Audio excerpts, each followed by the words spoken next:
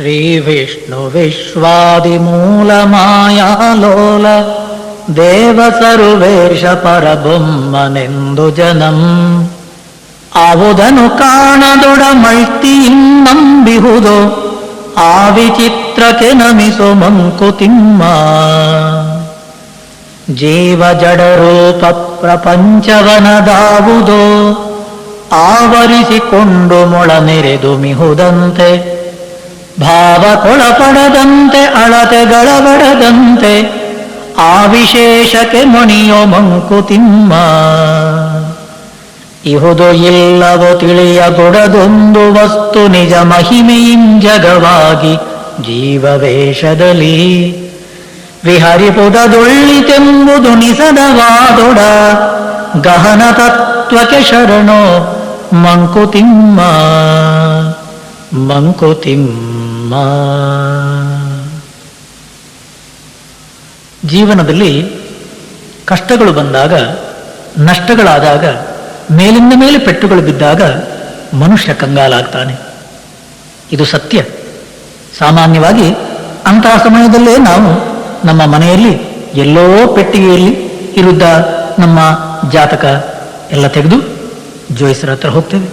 ಸ್ವಾಮಿ, ಏನೋ ನಾನಾ ಥರದಲ್ಲಿ ಪೆಟ್ಟುಗಳು ಬೀಳ್ತಾ ಇದೆ, ಏನು ದೋಷ ಇದೆ ನೋಡಿ, ಏನಾದರೂ ಪರಿಹಾರ ಹೇಳಿ ಅಂತ ಅಂತೇವೆ ಅಲ್ಲ. ಮಕ್ಕಳಿಗೆ ಸರಿಯಾದ ಕಾಲಕ್ಕೆ ಮದುವೆ ಆಗದೇ ಇದ್ದಾಗ, ಮೇಲಿಂದ ಮೇಲೆ ಎಷ್ಟು ಪ್ರಯತ್ನ ಪಟ್ಟರೂ ಕೂಡ ಕೆಲಸ ಸಿಕ್ಕದೇ ಇದ್ದಾಗ, ನಾನಾ ರೀತಿಯಲ್ಲಿ ರೋಗ ರುಜಿನಗಳು ನಮ್ಮನ್ನು ಕಾಡಿದಾಗ ಮಾಡ್ತೇವೆ. ಆದರೆ ಒಂದು ವಿಚಾರ ನೋಡಿ, ಗ್ರಹಗತಿಯ ತಿದ್ದುವನೆ ಜೋಯಿಸನು ಜಾತಕದಿ ವಿಹಿತವಾಗಿಹುದು ಅದರ ಗತಿ ಸೃಷ್ಟಿ ವಿಧಿ. ಸಹಿಸಿದಲ್ಲದ ಮುಗಿಯದು ಆವ ದಶೆ ಬಂದೊಡಂ ಸಹನೆ ವಜ್ರದ ಕವಚ ಮಂಕುತಿಮ್ಮ. ಶ್ರೀರಾಮಚಂದ್ರನಿಗೆ ವನವಾಸವಾಗುತ್ತೆ ಅಂತ ಹೇಳಿ ದಶರಥನಿಗೆ ಗೊತ್ತಿತ್ತಂತೆ, ಬ್ರಹ್ಮರ್ಷಿ ವಶಿಷ್ಠರಿಗೂ ಗೊತ್ತಿತ್ತಂತೆ, ಸುಮಂತ ಮಂತ್ರಿಗೂ ಗೊತ್ತಿತ್ತಂತೆ. ಆಲೋಚನೆ ಮಾಡಿ. ಆದರೆ ತಪ್ಪಿಸ್ಲಿಕ್ಕಾಯ್ತೇನೋ? ಅಲ್ಲ ಸ್ವಾಮೀಜಿ, ನಾವು ಜಾತಕನ ಬದಲಾಯಿಸಿಬಿಟ್ರಿ ಅಲ್ಲ, ಬಹಳ ಒಳ್ಳೆಯ ಐಡಿಯಾ ಅದು. ಎಷ್ಟೋ ಜನ ಹೆಣ್ಮಕ್ಕಳಿಗೆ ಮದುವೆ ಆಗಲಿಲ್ಲ ಅಂತನ್ನುವಾಗ ಲಗ್ನವನ್ನೇ ಬದಲಾಯಿಸ್ತಾರೆ ಜಾತಕದಲ್ಲಿ. ಅವಾಗ ಗ್ರಹಗಳು ಒಳ್ಳೆಯ ಸ್ಥಾನದಲ್ಲಿ ಹೋಗಿ ಕೂತ್ಕೊಂಡು ಹಾಗೆ ಕಾಣ್ತದೆ. ಆಲೋಚನೆ ಮಾಡಿ. ಗ್ರಹಗತಿಯ ತಿದ್ದುವನೆ ಜೋಯಿಸನು ಜಾತಕದಿ. ಜೋಯಿಸರು ಜಾತಕವನ್ನು ತಿದ್ದಬಹುದು, ಆದರೆ ಆ ಗ್ರಹಗತಿಗಳನ್ನುವಂಥವು ರಾಹುದಶೆ, ಗುರುದಶೆ, ಶನಿದಶೆ, ಶುಕ್ರದಶೆ, ಅದೇನು ದಶೆಗಳು, ದಶಾಭುಕ್ತಿಗಳು, ಅದಕ್ಕದಕ್ಕೆ ಸರಿಯಾದ ರೀತಿಯಲ್ಲಿ ಏನೊಂದು ಪರಿಣಾಮ ಆಗ್ಲಿಕ್ಕುಂಟು, ಯಾರಿಂದಾದರೂ ತಪ್ಪಿಸಲಾಗುತ್ತೆ ಸ್ವಾಮಿ. ಶ್ರೀರಾಮಚಂದ್ರನ ವನವಾಸವನ್ನೇ ತಪ್ಪಿಸ್ಲಿಕ್ಕಾಗಲಿಲ್ಲ. ಬ್ರಹ್ಮರ್ಷಿ ವಸಿಷ್ಠರೇ ಪಟ್ಟಾಭಿಷೇಕಕ್ಕೆ ಮುಹೂರ್ತವನ್ನು ತೆಗೆದಿದ್ದು. ಆದರೆ ಮುಹೂರ್ತವಾಯಿತೆ? ಆಯಿತು. ಯಾವಾಗ? 14 ವರ್ಷಗಳ ನಂತರ. ಶ್ರೀರಾಮ ಪಟ್ಟಾಭಿಷೇಕ ಅಂತಂದ್ರೆ ಇವತ್ತಿಗೆ ನಮಗೆ ಬಹಳ ವಿಜೃಂಭಣೆ. ಸ್ವಾಮಿ, ನಮ್ಮೆಲ್ಲರ ಜೀವನದಲ್ಲೂ ಇಷ್ಟು ಸತ್ಯ. ಏನು ಹೇಳಿ? ಕಷ್ಟಗಳು ಬಂದಾಗ ಮನಸ್ಸು ಕಂಗಾಲಾಗುತ್ತೆ. ಸಾಮಾನ್ಯವಾಗಿ ಸುಭಾಷಿತದಲ್ಲಿ ಹೇಳುವುದುಂಟು, ಏನಂದ್ರೆ ಮನುಷ್ಯನಿಗೆ ಕಷ್ಟ ಬಂದಾಗ, ನಾನಾ ರೀತಿಯ ರೋಗ ರುಜಿನಗಳು ಅವನನ್ನು ಕಾಡಿದಾಗ ಡಾಕ್ಟರ್ ಹತ್ರ ಹೋಗ್ತಾನೆ. ಡಾಕ್ಟರ್ ಏನಂತಾರೆ ಹೇಳಿ? ಈ ರೀತಿಯಲ್ಲಿ ಕಫ, ವಾತ, ಪಿತ್ತ ಈ ಕಾರಣದಿಂದ ನಿಮಗೆ ದೋಷ ಬಂದಿದೆ ಅಂತ ಡಾಕ್ಟರ್ ಹೇಳಿದ್ರೆ, ಅದೇ ಜೋಯಿಸರಂತಾರೆ ಅದು ಶನಿ ದಶೆ ಸ್ವಾಮಿ, ಅಷ್ಟಮ ಶನಿ, ಚತುರ್ಥದ ಶನಿ, ಪಂಚಮದ ಶನಿ, 7ರ ಶನಿ ಅಂತಾರೆ. ಅದೇ ನೀವು ಮಾಟ ಮಂತ್ರ ಹೇಳುವವನ ಹತ್ರ ಹೋದ್ರೆ, ಸ್ವಾಮಿ ನಿಮಗೆ ಗೊತ್ತಿದ್ದವರೇ, ನಿಮಗೆ ಬೇಕಾದವರೇ ಏನೋ ಮಾಡಿದ್ದಾರೆ, ನೀವು ಒಂದು ವಾರದಲ್ಲಿ ಏನಾದ್ರು ದೋಸೆ ತಿಂದಿದ್ದೀರು. ಅಲ್ಲ ಸ್ವಾಮಿ, ನಾವು ದೋಸೆ ಯಾವಾಗಲೂ ತಿಂತಿರ್ತೇವೆ. ಇಲ್ಲ ಇಲ್ಲ ಇಲ್ಲ, ನಿಮಗೆ ಗೊತ್ತಿದ್ದವರೇ ನಿಮಗೆ ದೋಸೆಯಲ್ಲಿ ಏನೋ ಮಾಡಿ ಹಾಕಿದ್ದಾರೆ. ಅಯ್ಯೋ, ಒಬ್ಬೊಬ್ರು ಒಂದೊಂದು ಹೇಳುವಾಗ, ಅಲ್ಲ ನಾನು ಮೊದಲೇ ಕಷ್ಟ ನಷ್ಟ ಅನ್ನುವಂಥ ರೀತಿಯಲ್ಲಿ ಕಂಗಾಲಾದವನು, ನನ್ನ ಮನಸ್ಸು ಎಲ್ಲವನ್ನೂ ನಂಬುತ್ತೆ ಸ್ವಾಮಿ, ನನ್ನ ಮನಸ್ಸು ಎಲ್ಲವನ್ನೂ ಹೌದು ಅಂತಲೇ ನಂಬುತ್ತೆ. ಆದರೆ ವೇದಾಂತ ಒಂದು ಹೇಳುತ್ತೆ. ಏನು ಹೇಳಿ? ತಮ್ಮ, ಸಹನೆ ವಜ್ರದ ಕವಚ. ಅದು ಏನೇ ಆಗಲಿ, 7ರ ಶನಿಯಾಗಲಿ, ಪಂಚಮ ಶನಿಯಾಗಲಿ, ಯಾವ ರೀತಿಯ ಪೆಟ್ಟುಗಳು ಬರುವಂಥದ್ದಿರಲಿ, ಅದು ವಾತಪಿತ್ತ ಕಫವೇ ಆಗಲಿ, ನಾನು ಅನುಭವಿಸಿಯೇ ತೀರ್ಬೇಕಲ್ವ ಸ್ವಾಮಿ. ಅನುಭವಿಸುವಾಗ ಸಹನೆ ಇರಲಿ, ತಾಳ್ಮೆ ಇರಲಿ, ಮನಸ್ಸು ಪ್ರಶಾಂತವಾಗಿರಲಿ, ಸ್ಥಿರ ಚಿತ್ತ ನಿನಗಿರಲಿ. ಇದನ್ನು ಹೇಳುವುದು ವೇದಾಂತ. ಅಂತಃಕರಣ ಅನ್ನುವಂಥದ್ದನ್ನು ಪ್ರಶಾಂತವಾಗಿಟ್ಟುಕೊಳ್ಳುವುದನ್ನೇ ಭಗವದ್ಗೀತೆಯಲ್ಲಿ ಪರಮಾತ್ಮಂದಿದ್ದು ಯೋಗ, ಸಮತ್ವಂ ಯೋಗ ಅಲ್ಲ. ಆ ಯೋಗ ಕರ್ಮಸು ಕೌಶಲಂ. ಹೊರಗಿನ ಪ್ರಪಂಚದಲ್ಲಿ ಕೆಲಸ ಮಾಡ್ತಾ ಇದ್ದು, ಕರ್ಮ ಕ್ಷೇತ್ರದಲ್ಲಿದ್ದು, ನಾನಾ ರೀತಿಯ ಪೆಟ್ಟು, ನಾನಾ ರೀತಿಯ ಕಷ್ಟಗಳು ಅವೆಲ್ಲವನ್ನು ಅನುಭವಿಸುವಾಗಲೂ ಅಂತಃಕರಣ ಪ್ರಶಾಂತವಾಗಿರಲಿ. ಪ್ರಸಾದಸ್ತು ಪ್ರಸನ್ನತ. ಆ ಅಂತಃಕರಣದ ಪ್ರಶಾಂತತೆ ಅನ್ನುವಂಥದ್ದೇ ಪರಮಾತ್ಮನ ಪ್ರಸಾದ. ಆಲೋಚನೆ ಮಾಡಿ ತಮ್ಮ. ಮನವನಾಳ್ವುದು ಹಠದ ಮಗುವನಾಳುವ ನಯದೆ, ಇನಿತನಿತು ಸವಿಯುಣಿಸು ಸವಿ ಕಥೆಗಳಿಂದೆ, ಅನುಕೂಲಿಸದು ಬರಿಯ ಕೂಗು ಬಡಿತಗಳಿನದು, ಇನಿತಿತ್ತು ಮರಸಿನಿತ ಮಂಕುತಿಮ್ಮ. ಮನವನಾಳ್ವುದು ಹಠದ ಮಗುವನಾಳುವ ನಯದೆ. ಒಂದೆರಡು ಮಕ್ಕಳಾಗುವಾಗ ತಾಯಿ ಅನ್ನುವಂಥವಳು ಹಣ್ಣಾಗ್ತಾಳೆ ಸ್ವಾಮಿ. ಆಲೋಚನೆ ಮಾಡಿ. ಯಾಕಂದ್ರೆ ಆ ಮಕ್ಕಳನ್ನು ನೋಡ್ಕೊಳ್ಳೋದಿದೆ ನೋಡಿ, ಮಕ್ಕಳನ್ನು ದೊಡ್ಡದು ಮಾಡುವುದಿದೆ ನೋಡಿ, ಬಹಳ ದೊಡ್ಡ ಸಾಧನೆ ಸ್ವಾಮಿ. ಎಷ್ಟು ತಾಳ್ಮೆ ಬೇಕು, ಎಷ್ಟು ಸಹನೆ ಬೇಕು. ಆ ಮಗುವೋ ಅದಕ್ಕೆ ನಾನು ಯಾಕೆ ಅಳುತ್ತಿದ್ದೇನೆ ಅಂತ ಅನ್ನುವುದಕ್ಕೆ ಹೇಳುವುದಕ್ಕೆ ಮಾತು ಬರಲ್ಲ. ಅಳುತ್ತಾನೇ ಇರುತ್ತೆ, ಕಿರಿತಾನೇ ಇರುತ್ತೆ. ತಾಯಿಯೋ ದೊಡ್ಡವರು ಹತ್ತಿರದಲ್ಲಿರುವವರು ತಾಳ್ಮೆಯಿಂದ, ಅಪ್ಪ ಅಳಬೇಡಪ್ಪ, ಹಾಲು ಉಣಿಸ್ತೇನೆ, ಊಟ ಹಾಕ್ತೇನೆ, ನೋಡು ನೋಡು ಅಲ್ಲಿ ಯಾರು ನೋಡು, ಇಲ್ಲಿ ಯಾರು ಬಂದ್ರು ನೋಡು. ಆ ಮಗುವಿನ ಮನಸ್ಸನ್ನ ಆ ಕಡೆ ಈ ಕಡೆ ಎಲ್ಲೋ ತಿರುಗಿಸುವ ಮೂಲಕ ಅದರ ಮನಸ್ಸಿಗೆ ಏನಾದ್ರೂ ನೋವು ಅನ್ನುವಂಥದ್ದಿದ್ರೂ ಅದನ್ನ ಮರೆಸುವ ಹಾಗೆ ನಾವು ಮಾಡ್ತೇವೆ ಅಲ್ಲ. ಮನವನಾಳುವುದು ಅದೇ ತರವೇ ಅಲ್ಲ. ದೇಹದಲ್ಲಿ ಏನೋ ನೋವಿದ್ದು ಮಗುವಳುವುದು ಅದು ಒಂದು ರೀತಿ, ಹಸಿವೆಯಾಗಿ ಮಗುವಳುವುದು ಒಂದು ರೀತಿ, ಇದು ಇನ್ನೊಂದು ರೀತಿ ಇದೆ ಮಕ್ಕಳದು. ಏನು ಹೇಳಿ? ಹಠ. ನೋಡಿದ್ದನ್ನೆಲ್ಲ ಬೇಕು ಅಂತನ್ನುವಂಥ ರೀತಿಯಲ್ಲಿ ಹಠ ಮಾಡಿ ಅದಕ್ಕಾಗಿ ಕಿರ್ಚೋದು, ಹೊರಳಾಡೋದು, ಗಲಾಟೆ. ಅಯ್ಯೋ, ಅಂತ ಮಕ್ಕಳನ್ನು ಸಹನೆಯಿಂದ ತಾಳ್ಮೆಯಿಂದ ನೋಡಿ ಎಷ್ಟಾದ್ರೂ ತನ್ನ ಮುದ್ದು ಮಗುವಲ್ವೇ ಸ್ವಾಮಿ. ಆ ತಾಯಿಗೆ ಕೋಪ ಇಲ್ಲ. ಆ ತಾಯಿ ಅನ್ನುವಂಥದ್ದು ಮಗುವನ್ನು ಪ್ರೀತಿಯಿಂದ ಬಾಚಿಕೊಂಡು ತಪ್ಪಿಕೊಂಡು ಆ ಮಗುವನ್ನುವಂಥದ್ದು ಹಠ ಮಾಡ್ತಾ ಇದ್ರು ಕೂಡ ಸಹಿಸ್ತದೆ ಸ್ವಾಮಿ ತಾಯಿ. ಅದಕ್ಕೆ ಹೇಳಿದ್ದು, ಒಂದು ಎರಡು ಮಕ್ಕಳಾಗುವಷ್ಟು ಹೊತ್ತಿಗೆ ಎಂಥ ಹೆಣ್ಣಾದರೂ ಪಕ್ವವಾಗ್ತಾಳೆ, ಸಾಕಷ್ಟು ತಾಳ್ಮೆ ಸಹನೆ ಕಲಿತಾಳೆ ಸ್ವಾಮಿ. ನಮ್ಮ ಮನಸ್ಸು ಹಾಗೆ. ನಮ್ಮ ಸ್ವಾಮೀಜಿಯವರು ಹೇಳುವುದುಂಟು, ಏನಂದ್ರೆ ಒಂದು ಚಾಕು, ಒಂದು ಕತ್ತಿ, ಅದನ್ನು ನಾವು ಸಾಣೆಗೆ ಹಿಡಿಯಬೇಕಾದ್ರೆ ಆ ಸಾಣೆಗೆ ಹಿಡಿಯುವ ಜಾಗ ಅದು ದೊರಗಾಗಿರ್ಬೇಕಂತೆ. ಒಂದು ವೇಳೆ ಸಾಣೆಗೆ ಹಿಡಿಯುವ ಕಲ್ಲು ಅದು ದೊರಗಾಗಿಲ್ಲದಿದ್ರೆ ಕಲ್ಲಿನ ಪುಡಿ ಪುಡಿಯಾದ ದೊರಗಿನ ಪುಡಿಯನ್ನು ಹಾಕಿಕೊಂಡು ಆ ಕತ್ತಿಯನ್ನ ಸಾಣೆಗೆ ಹಿಡಿಯುತ್ತೇವೆ ನಾವು. ಯಾತ ಕೇಳಿ? ಆ ದೊರಗಿನ ಮೇಲ್ಮೈ ಮೇಲೇನೆ ಕತ್ತಿಯನ್ನ ತಿಕ್ಕಿದ್ರೆ ಅದರ ಅಲುಗು ಹರಿತವಾಗುವುದು. ಅದೇ ರೀತಿ ನಮ್ಮ ಮನಸ್ಸು ತಾಳ್ಮೆ, ಸಹನೆ, ಪ್ರಶಾಂತತೆ ಕಲಿಬೇಕಾದ್ರೆ ಹೊರ ಜಗತ್ತೆಲ್ಲದಕ್ಕೆ ಪೆಟ್ಟು ಬೀಳಬೇಕು ಸ್ವಾಮಿ. ಆದ್ರಿಂದ ನನಗೆ ನಷ್ಟ ಆಗ್ತಾ ಇದೆ, ಪೆಟ್ಟು ಬೀಳ್ತಾ ಇದೆ, ನಾನಾ ರೀತಿಯಲ್ಲಿ ರೋಗ ರುಜಿನಗಳು ಬರ್ತಾ ಇವೆ, ವಿಧಿ ವಿಚಿತ್ರ ರೀತಿಯಲ್ಲಿ ವಿಷಮ ಪರಿಸ್ಥಿತಿಗಳನ್ನು ತಂದು ಹಾಕ್ತಾ ಇದ್ದಾನೆ ಅನ್ನಬೇಡಿ.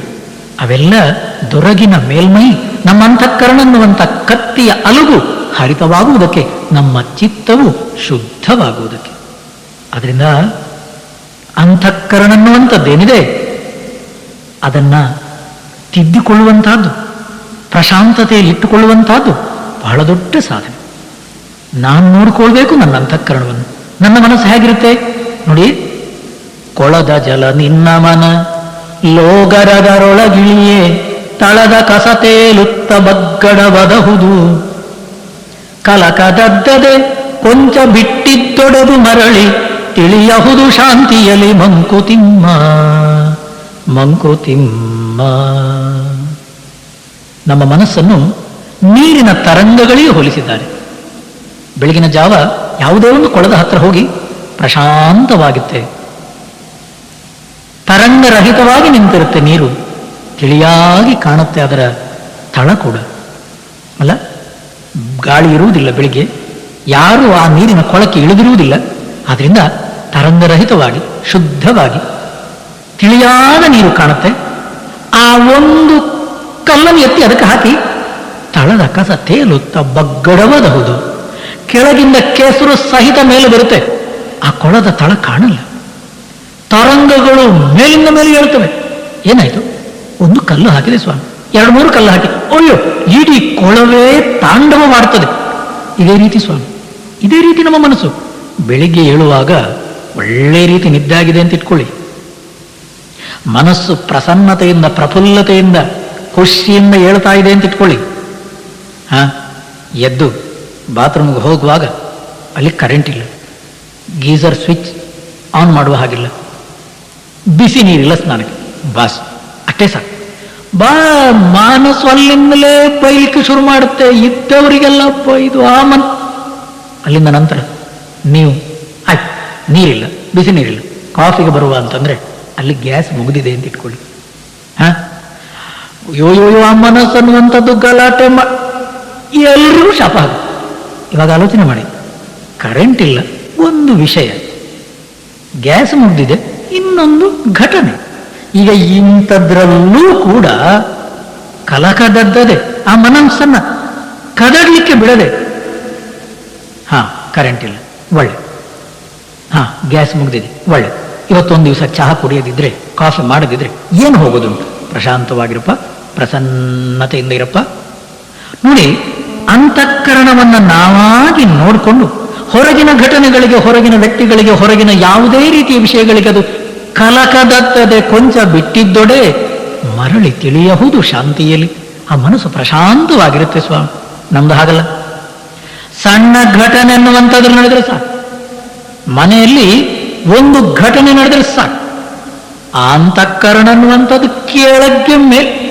ಅದೇ ಮನಸ್ಸು ತಾನೇ ಮತ್ತೆ ಆಫೀಸಿಗೆ ಹೋಗುದು, ಅಥವಾ ಆಫೀಸಿನಲ್ಲಿ ನಡೆದಂತಹ ಘಟನೆ ಅನ್ನುವಂಥದ್ದನ್ನು ತಾನೇ ನಾವು ಮನೆಗೆ ತರೋದು. ಸ್ವಾಮಿ, ನಮ್ಮ ಅಂತಃಕರಣವನ್ನು ನೋಡಿಕೊಳ್ಳುವುದನ್ನು ನಾವು ಕಲೀಲಿಲ್ಲ. ಹೌದಲ್ಲ ಹೇಳಿ? ಆಫೀಸಲ್ಲಿ ಬಾಸ್ ಇವನಿಗೆ ಬೈತಾರೆ, ಬೈಸ್ಕೊಂಡ. ಬಾಸ್ ಇರೋದೇ ಬೈಲಿಕ್ಕೆ, ಸರಿ ಇವ ಬೈಸ್ಕೊಂಡಿದ್ದಾಯ್ತು. ಅದು ಮಧ್ಯಾಹ್ನ 12:30, ಅದರ ನಂತರ 5 ಗಂಟೆ ತನಕ ಕೆಲಸ ಮಾಡಿದ್ದಾನೆ. ಸಂಜೆ ಅಲ್ಲಿಂದ ಮತ್ತೆ ಮನೆಗೆ ಬಂದಿದ್ದಾನೆ. ಮನೆಗೆ ಬರುವಾಗಲೂ ಕುಳು ಅದು ಒಳಗಿಂದ ಕುದೀತಾ ಇದೆ ಸ್ವಾಮಿ, ಕುದೀತಾ ಇದೆ. ಸರಿ, ಆದರೂ ಹೆಂಡತಿಗೇನು ಹೇಳಿಲ್ಲ. ಹೆಂಡತಿಗೆ ಹೇಳದಿದ್ರು ಅರ್ಥ ಆಗುತ್ತೆ ಸ್ವಾಮಿ, ಇಂಥ ವಿಷಯಗಳೆಲ್ಲ ಅವಳಿಗೆ ಮುಖ ನೋಡಿದ್ಲೆ ಗೊತ್ತಾಗುತ್ತೆ. ಓ, ಸಾಹೇಬ್ರಿಗೆ ಏನೋ ಆಗಿದೆ, ಆಫೀಸಲ್ಲಿ ಏನೋ ಆಗಿದೆ, ಆದ್ರಿಂದ ಇವತ್ತು ಜಾಸ್ತಿ ಏನು ಮಾತಾಡೋದು ಬೇಡ. ಅವಳು ಪಾಡಿ ಕೆಲಸ ಮಾಡಿಕೊಂಡಲ್ಲೇ ಇರ್ತಾಳೆ. ರಾತ್ರಿ ಊಟವಾಯ್ತು, ಆವಾಗಲೂ ಮಾತಿಲ್ಲ. ಯಾಕೆ? ಇವನ ತಲೆ ಇನ್ನೂ ಅಲ್ಲೇ ಇದೆ, ಆಫೀಸಲ್ಲೇ ಇದೆ. ಅವನು ಆ ಬಾಸನ್ನು ರಾತ್ರಿ ಮಲಗ್ತಾನೆ, ನಿದ್ದೆ ಬರಲ್ಲ. ರಾತ್ರಿ ಮಲಗುವಾಗ ನಿದ್ದೆ ಬಾರದೇ ಇದ್ದಾಗ ಹೆಂಡತಿ ಕೇಳ್ತಾಳೆ, ಎಂತದ್ರಿ ನಿಮ್ ಕತೆ? ಏನ್ ಕತೆ? ಅಲ್ಲ, ಅದು ಅವನು ಹಾಗೆ ಹಾಕ್ಬೇಕು. ಯಾರು? ಅಲ್ಲ, ಅದು ನೋಡಿ ಎಷ್ಟೊತ್ತಿಗೆ ಅದು ಮಧ್ಯಾಹ್ನ 12:30. ಈಗ ರಾತ್ರಿ 12:30, 12 ಗಂಟೆ ನಿಮ್ಮ ಕತೆ ಅಂತದ್ದು. ಮಲ್ಲಿ ಅಲ್ಲ, ನಂಗೆ ನಿದ್ದೆ ಬರಲ್ಲ, ನಾನೊಂದು ಕತೆ ಹೇಳ್ತೇನೆ ಅಂತೇಳಿ ಹೆಂಡತಿ ಒಳ್ಳೆ ರೀತಿ ಕತೆ ಹೇಳ್ತಾಳೆ. ನೋಡಿ, ಒಂದು ಹುಲ್ಲುಗಾವಲು, ಆ ಹುಲ್ಲುಗಾವಲು ಪಕ್ಕದಲ್ಲಿ ಒಳ್ಳೆ ರೀತಿಯಲ್ಲಿ ಒಂದು ನದಿ ಹರಿತಾ ಇದೆ. ಆ ನದಿ ದಂಡೆಯಲ್ಲಿ ಆನಂದವಾದ ರೀತಿಯಲ್ಲೆಲ್ಲ ಕುರಿಗಳೆಲ್ಲ ಮೇಯ್ತಾ ಇವೆ. ಆ ಹುಲ್ಲುಗಾವಲಲ್ಲಿ ತುಂಬಾ ಹುಲ್ಲಿರೋದ್ರಿಂದ ಆ ಕುರಿಗಳೆಲ್ಲ ಮೇಯ್ತಾ ಇರೋದು. ಅಯ್ಯೋ, ಸಂತೋಷವಾದ ಕುರಿಗಳು ಮೇಯ್ತಾ ಇದೆ. ಆ ಕುರುಬ ಅನ್ನುವಂಥವನು ಹೆಗಲ ಮೇಲೆ ಒಂದು ದೊಣ್ಣೆ ಹಿಡ್ಕೊಂಡು ಬರ್ತಾ ಇದ್ದ. ಅಷ್ಟೇ ಹೇಳಿದ್ದವಳು. ಇವ ಅಂತಾನೆ, ನಿಲ್ಸು, ನಿನ್ ಕತೆ ನಿಲ್ಸು. ಯಾಕೆ? ಆ ಕುರುಬ ನನಗೆ ನನ್ನ ಬಾಸ್ ತರನೇ ಕಾಣ್ತಾನೆ, ಅವನು ಕೋಲಲ್ಲಿ ಕೈ ಹಿಡ್ಕೊಂಡು ಬರುವಾಗ ಬಾಸ್ ತರನೇ ಕಾಣ್ತಾನೆ. ಇವನ ತಲೆಯಲ್ಲಿ ಇನ್ನೂ ಬಾಸೇ ಇದ್ದಾನೆ ಸ್ವಾಮಿ, ಆಫೀಸಲ್ಲಿ ಅವನು ಬೈದಿದ್ದು ಇನ್ನೂ ಇವನ ತಲೆಯಲ್ಲಿ. ಇವಾಗ ಆಲೋಚನೆ ಮಾಡಿ, 12:30 ಮಧ್ಯಾಹ್ನ ಇಲ್ಲಿ, 12:30 ರಾತ್ರಿಯಲ್ಲಿ ಆಲೋಚನೆ ಮಾಡಿ.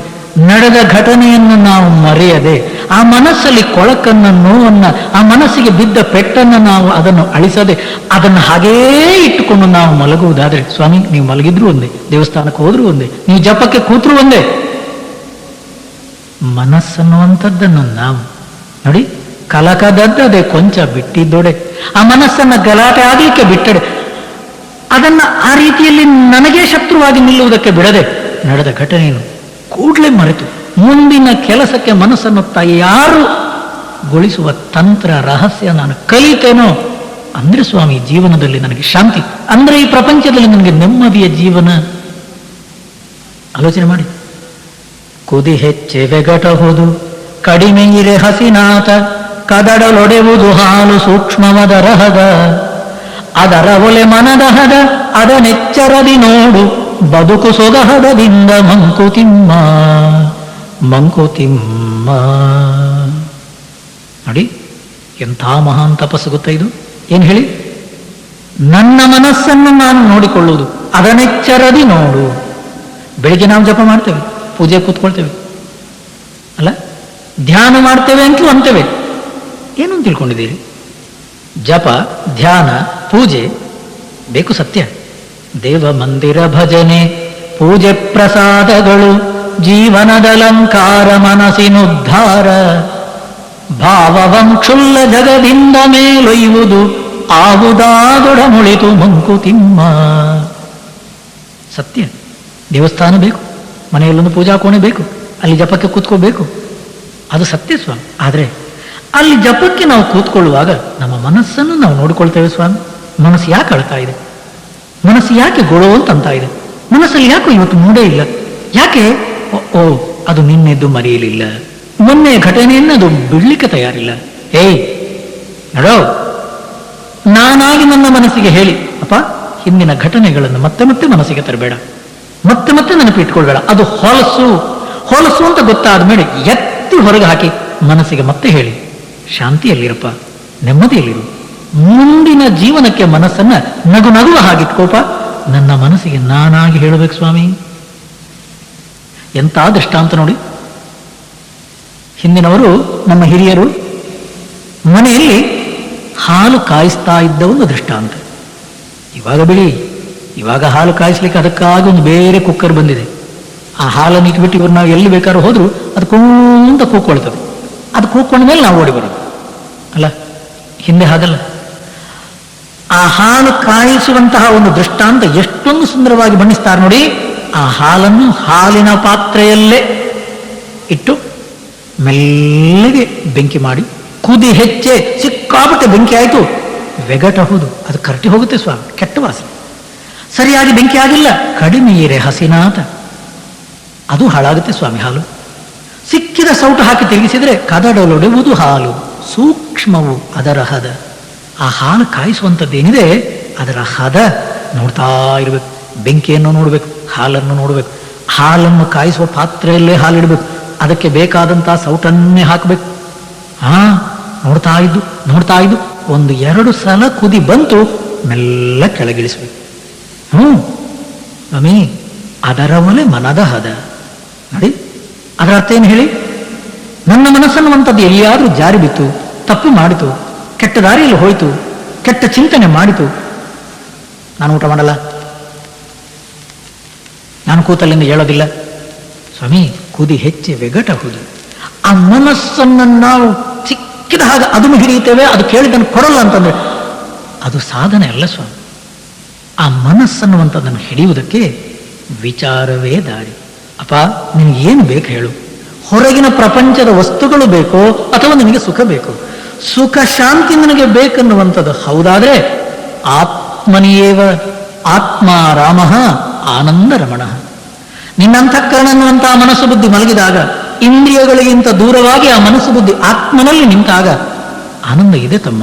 ಆನಂದ ನಿನ್ನ ಸ್ವರೂಪ. ಆನಂದ ಶಾಂತಿ ಬರುವಂಥದ್ದಲ್ಲ, ಇರುವಂಥದ್ದು. ಯಾರು ಕೊಡುವಂಥದ್ದಲ್ಲ, ನಿನ್ನ ಸ್ವರೂಪ. ನಾವು ವಿಚಾರದ ಮೂಲಕ ಮನಸ್ಸಿಗೆ ಹೇಳಿ ಹೇಳಿ ಆ ಮನಸ್ಸು ಬುದ್ಧಿ ಸ್ಥಿರವಾಗಿ ಆತ್ಮನಲ್ಲಿ ನಿಲ್ಲುವ ಹಾಗೆ ನಾವು ತಿಳಿಸಿ ಹೇಳುವುದಲ್ಲದೆ ಗಲಾಟೆ ಮಾಡಿದರೆ ಮನಸ್ಸು ಕೇಳಲ್ಲ ಸ್ವಾಮಿ, ಮನಸ್ಸು ಕೇಳಲ್ಲ. ಅದಕ್ಕೆ ಹೇಳೋದು ಹುಚ್ಚು ಹಿಡಿಯುತ್ತದೆ ಅಂತೇಳಿ. ಸಿಕ್ಕಾಪಟ್ಟೆ ಸಾಧನೆಗೆ ಅದೇನೋ ಅಂತಾರಲ್ಲ, ನಾನು ಒಂದೇ ಕಾಲಲ್ಲಿ ನಿಲ್ತೇನೆ, ನಾನು ಕಣ್ಣಲ್ಲಿ ನೋಡಲ್ಲ, ನಾನು ಆಹಾರವನ್ನೇ ಕೊಡಲ್ಲ ಶರೀರಕ್ಕೆ, ಅದು ಆಹಾರ ಕೊಟ್ಟರೆ ತಾನೆ ಅದು ಏನೇನೋ ಬೇಕು ಅಂತ ಅನ್ನೋದು, ನಾನು ಏನನ್ನು ತಿನ್ನಲ್ಲ. ಗೀತೆಯಲ್ಲಿ ಪರಮಾತ್ಮ ಕೂಡ ಹೇಳ್ತಾನೆ ಸ್ವಾಮಿ, ಏನು ಹೇಳಿ? ಈ ರೀತಿಯಲ್ಲಿ ಸಿಕ್ಕಿದ ಹಾಗೆ ಗಲಾಟೆ ಯಾರು ಮಾಡ್ತಾನೋ ಅವನಿಗೆ ಯೋಗ ಇಲ್ಲ ಅಂತೇಳಿ. ಯುಕ್ತಾಹಾರ ವಿಹಾರಸ್ಯ ಯುಕ್ತ ಚೇಷ್ಟಸ್ಯ ಕರ್ಮಸು ಯೋಗ ಭವತಿ ದುಃಖ. ಅದರಿಂದ ಒಂದೇ ಸಲ ನಾವು ನಮ್ಮ ಶರೀರವನ್ನು ದೂರುವುದಲ್ಲ, ಮನಸ್ಸನ್ನು ತೆಗೊಳ್ಳುವುದಲ್ಲ, ನಮ್ಮ ಜೀವನವನ್ನು ನಾವು ಕೆಟ್ಟವರು ಅನ್ನುವಂಥ ರೀತಿಯಲ್ಲಿ ನಮ್ಮನ್ನು ನಾವು ತೆಗೆದುಕೊಳ್ಳುವುದಲ್ಲ. ಸಾಧನೆಯಲ್ಲಿ ಸಹನೆ ಬೇಕು, ಸಾಧನೆಯಲ್ಲಿ ತಾಳ್ಮೆ ಬೇಕು. ನಾವು ಇವತ್ತು ತಪ್ಪು ಮಾಡಬಹುದು, ನಾಳೆ ಮತ್ತೆ ಜಾಳಿ ಬೀಳಬಹುದು, ನಮ್ಮ ಮುಂದಿನ ಭವಿಷ್ಯದ ಜೀವನದಲ್ಲಿ ಮತ್ತೆ ಪೆಟ್ಟುಗಳು ಬರುವಂಥದ್ದಿರಬಹುದು, ಬರಲಿ, ಎಲ್ಲವನ್ನೂ ಸಹಿಸ್ತೇನೆ. ನನ್ನ ಈ ಶರೀರದ ಮೂಲಕ ಏನು ಸಾಧನೆ ಅನ್ನುವಂಥದ್ದಿದೆ ಅದನ್ನು ಸಾಧಿಸ್ತೇನೆ. ಶರೀರವನ್ನೂ ಕಡೆಗಣಿಸಬಾರ್ದು, ನಮ್ಮ ಮನಸ್ಸನ್ನೂ ನಾವು ಬೈಕೋಬಾರ್ದು, ನಮ್ಮ ತಂದೆ ತಾಯಿಗಳಾಗಲಿ ನಮ್ಮ ವಂಶವನ್ನೂ ನಾವು ಹೀನ ದೃಷ್ಟಿಯನ್ನು ಹೇಳ್ಕೋಬಾರ್ದು. ಇಲ್ಲ ಇಲ್ಲ ಇಲ್ಲ. ಯಾಕಂದರೆ ಮನಸ್ಸನ್ನುವಂಥದ್ದೇನಿದೆ ಅದನ್ನು ಹಿಡಿಯುವ ರೀತಿನೇ ಬೇರೆ ಇದೆ ಸ್ವಾಮಿ. ನೋಡಿ, ಕಲ್ಮಶದ ವಲ್ಮೀಕವೆಂದೊಡಲ ಜರೆಯದಿರು ಬ್ರಹ್ಮಪುರಿ ಎಂದದನು ಋಷಿಗಳು ರೆದಿಹರು. ಹಮ್ಮೊಳ್ಳ ಹಯವ ಕಾಪಿಟ್ಟು ಕಡಿವಣ ತೊಡಿಸೆ ನಮ್ಮ ಗುರಿಗೈದಿಪುದು ಮಂಕುತಿಮ್ಮ. ಯಾತ್ರಿಕರು ನಾವು ದಿವ್ಯ ಕ್ಷೇತ್ರವೀಲೋಕ ಸತ್ರದಲ್ಲಿ ನಿಯಮದಿಂದಿರಲಿ ಕೆಡೆಯುಂಟು. ರಾತ್ರಿ ಮೂರಾಯ್ತು ಹೊರಡನೆ ತೆರಳಿದೊಡೆ ಪಾರುಪತ್ಯದವ ಮೆಚ್ಚುವನು ಮಂಕುತಿಮ್ಮ. ಮಂಕುತಿಮ್ಮ. ನೋಡಿ, ಯಾತ್ರಿಕರು ನಾವು 4 ದಿವಸದ ಜೀವನಕ್ಕಾಗಿ ಜಗತ್ತಿಗೆ ಬಂದಿದ್ದೇವೆ ಅಲ್ಲ. ಒಬ್ಬನಾಗಿ ಬಂದಿದ್ದು ನಾವು, ಇದು ಸತ್ಯ. ಆಮೇಲೆ ಮದುವೆ ಆದ್ದು, ಆಮೇಲೆ ಮಕ್ಕಳು, ಮೊಮ್ಮಕ್ಕಳು. ಇವಾಗ 60 ಜನ ಇರ್ಬೋದು ಮನೆಯಲ್ಲಿ. ಆದರೆ ಒಂದು ವಿಚಾರ ಮಾಡಿ, ನಾವು ಬಂದಿದ್ದೇವೆ, ಒಬ್ಬರಾಗಿ ಬಂದಿದ್ದೇವೆ, ಯಾತ್ರಿಕನ ಹಾಗೆ ಬಂದಿದ್ದೇವೆ. ನನ್ನ ಹೆಂಡತಿಯೂ ಒಬ್ಬಳು ಯಾತ್ರಿಕಳೇ, ಗಂಡನೂ ಒಬ್ಬ ಯಾತ್ರಿಕನೇ, ತಂದೆ ತಾಯಿಗಳು. ಆದರೆ ಈ ಜಗತ್ತನ್ನುವಂಥ ಛತ್ರದಲ್ಲಿ ಎಲ್ಲರೂ ನಾವಿರುವಾಗ ಒಂದು ನಿಯಮದಲ್ಲಿದ್ದರೆ ಶಾಂತಿ ನೆಮ್ಮದಿ. ಏನು ನಿಯಮ ಸ್ವಾಮಿ? ಅದೇ ಆ ಶಿಸ್ತು. ಇಂದ್ರಿಯಗಳನ್ನು ಹಿಡಿಯುವ, ನೋಡಿ, ಮನಸ್ಸನ್ನು ಪ್ರಶಾಂತವಾಗಿಟ್ಟುಕೊಳ್ಳುವ, ಬುದ್ಧಿಗೆ ಸರಿಯಾದ ಜ್ಞಾನವನ್ನು ಕೊಟ್ಟು ತಿದ್ದಿಕೊಳ್ಳುವ, ಇದೊಂದು ಏನು ಶಿಸ್ತಿದೆ, ಅದಕ್ಕೆ ಸರಿಯಾಗಿ ನಾನು ಬದುಕ್ತೇನೋ, ಈ ಜಗತ್ತಲ್ಲಿ ಶಾಂತಿ ಇದೆ ಸ್ವಾಮಿ. ಅದರ ಬದಲು ಕಲ್ಮಶದ ವಲ್ಮೀಕವೆಂದು ಈ ಶರೀರ ಅನ್ನುವಂಥದ್ದು ಮಣ್ಣಿನ ಬೊಂಬೆ. ಇದಕ್ಕೆ ಸರಿಯಾಗಿ ನಾನು ಆಹಾರ ಕೊಡಲ್ಲ, ಒಂದೇ ಕಾಲಲ್ಲಿ ನಿಲ್ತೇನೆ, ರಾತ್ರಿ ನಿದ್ದೆ ಮಾಡಲ್ಲ, ತಲೆ ಕೂದಲನ್ನ ಯಾವುದನ್ನೂ ತೆಗೆಯಲ್ಲ, ಉಗುರು ತೆಗೆಯಲ್ಲ, ಸ್ನಾನನೂ ಮಾಡಲ್ಲ. ಸ್ವಾಮಿ, ಇದು ತಪಸ್ಸಲ್ಲ. ತಪಸ್ಸು ಅನ್ನುವ ಶಬ್ದ ಇಂದ್ರಿಯಗಳನ್ನು ಹಿಡಿಯುವ, ಮನಸ್ಸು ಬುದ್ಧಿಗೆ ಸರಿಯಾದ ತಿಳುವಳಿಕೆ ಜ್ಞಾನವನ್ನು ಕೊಡುವ ಸಾಧನೆ, ವಿಚಾರ, ಅದು ತಪಸ್ಸು. ನೋಡಿ, ಹಮ್ಮೊಳ್ಳ ಹಯವ ಕಾಪಿಟ್ಟು ಕಡಿವಣ ತೊಡಿಸೇ ನಮ್ಮ ಗುರಿ ಕೈದಿಪುದು ಅಲ್ಲ. ಇಂದ್ರಿಯಗಳನ್ನುವಂಥದ್ದೇ ಕುದುರೆಗಳು. ಸಿಕ್ಕಾಪಟ್ಟೆ ನಾಗಾಲೋಟದಿಂದ ವಿಷಯಗಳ ಕಡೆಗೆ ಓಡುವಂತಹ ಕುದುರೆಗಳು ನಮ್ಮ ಇಂದ್ರಿಯಗಳು. ಯಾಕೆ ಓಡ್ತವೆ ಹೇಳಿ? ಮನಸ್ಸು, ಅದರ ಹಿಂದೆ ಓಡೋದು ಮನಸ್ಸು. ವಿಷಯಗಳಲ್ಲಿ ಸುಖ ಇದೆ ಎನ್ನುವಂತಹ ರೀತಿಯಲ್ಲಿ ತಿಳ್ಕೊಂಡಿರುವಂಥದ್ದು ಮನಸ್ಸು. ಆದ್ರಿಂದ ವಿಷಯಗಳ ಕಡೆಗೆ ಇಂದ್ರಿಯಗಳು ಓಡ್ತವೆ. ಆ ಮನಸ್ಸಿಗೆ ಜ್ಞಾನವನ್ನು ಕೊಡಿ, ಮನಸ್ಸಿನ ಹಿಂದಿರುವ ಬುದ್ಧಿಯನ್ನು ತಿದ್ದಿಕೊಳ್ಳಿ. ಆವಾಗ ಇಂದ್ರಿಯಗಳು ಗಲಾಟೆ ಮಾಡಲ್ಲ ಸ್ವಾಮಿ, ಖಂಡಿತ ಮಾಡಲ್ಲ. ಹೊರಗಿನ ಪ್ರಪಂಚದಲ್ಲಿ ಇಂದ್ರಿಯಾಣಿ ಮನೋಬುದ್ಧಯ, ಇವೇ ನಮ್ಮ ಶತ್ರುಗಳು. ಇವನ್ನು ತಿದ್ದುಕೊಳ್ಳಿಕ್ಕೆ ನಾವು ಪ್ರಯತ್ನ ಮಾಡ್ತೇವೋ ಅದೇ ಸಾಧನೆ. ಇರುವ ಕೆಲಸವ ಮಾಡು ಕಿರಿದೆನದೆ ಮನಸ್ಸಿಟ್ಟು ತೊರೆತುದ ಹಸಾದವೆಂದುಣ್ಣು ಗುಣಗಿಡದೆ ಧರಿಸು ಲೋಕದ ಭರವ ಪರಮಾರ್ಥವನು ಬಿಡದೆ ಹೊರಡು ಕರೆ ಬರಲಳದೆ ಮಂಕುತಿಮ್ಮ.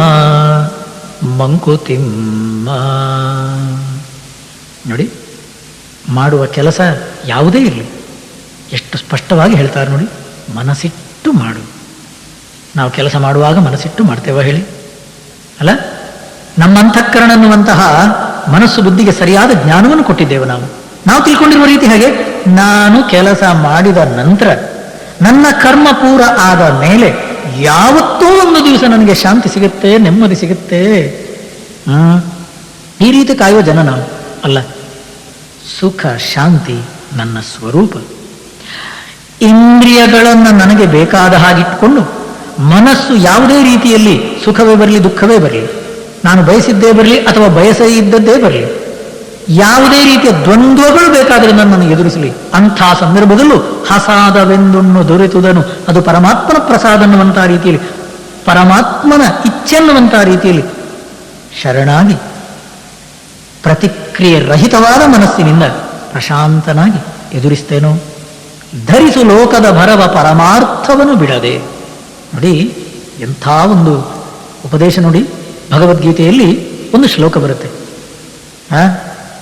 ಸ್ತೋತ್ರ ವೇತ್ರೈಕ ಪಾಣಯೇ. ಭಗವದ್ಗೀತೆಯ ಧ್ಯಾನ ಶ್ಲೋಕದಲ್ಲಿ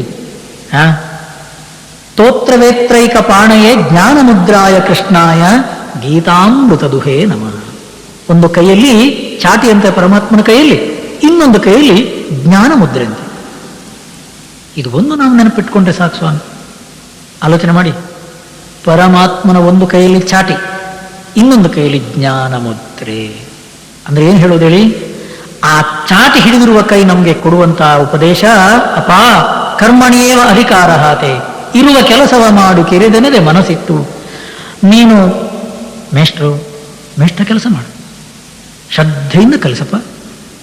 ನೀನು ಪೂಜಾರಿಯೋ, ಪೂಜೆಯ ಕೆಲಸ ಮಾಡು, ಶ್ರದ್ಧೆಯಿಂದ ಮನಸ್ಸಿಟ್ಟು ಮಾಡಪ್ಪ, ಏನೇನೂ ಬಯಸಬೇಡ.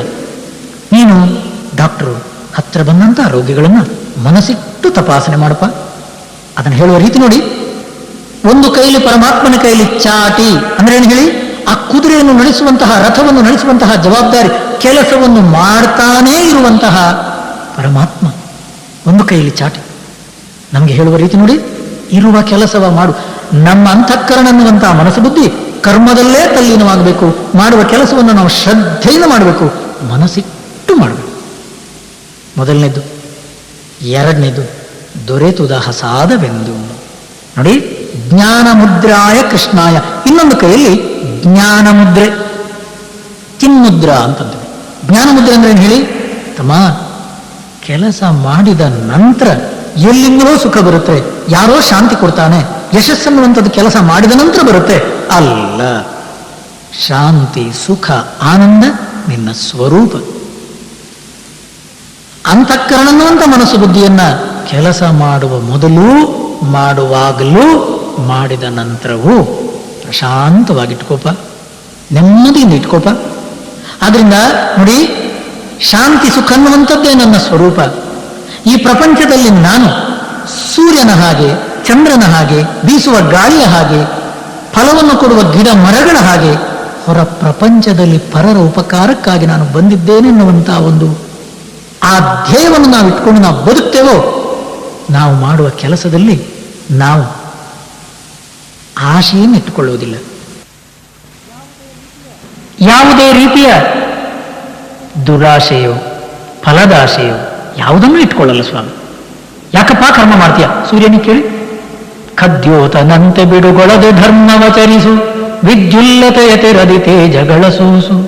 ಅಲ್ಲ, ಸೂರ್ಯನ ಹತ್ರ ಕೇಳಿ ಅಂತ. ಯಾಕಪ್ಪ ನೀನು ಬೆಳಕನ್ನು ಕೊಡ್ತೀಯ? ಸ್ವಾಮಿ, ಬೆಳಕನ್ನು ಕೊಡುವುದು ನನ್ನ ಧರ್ಮ.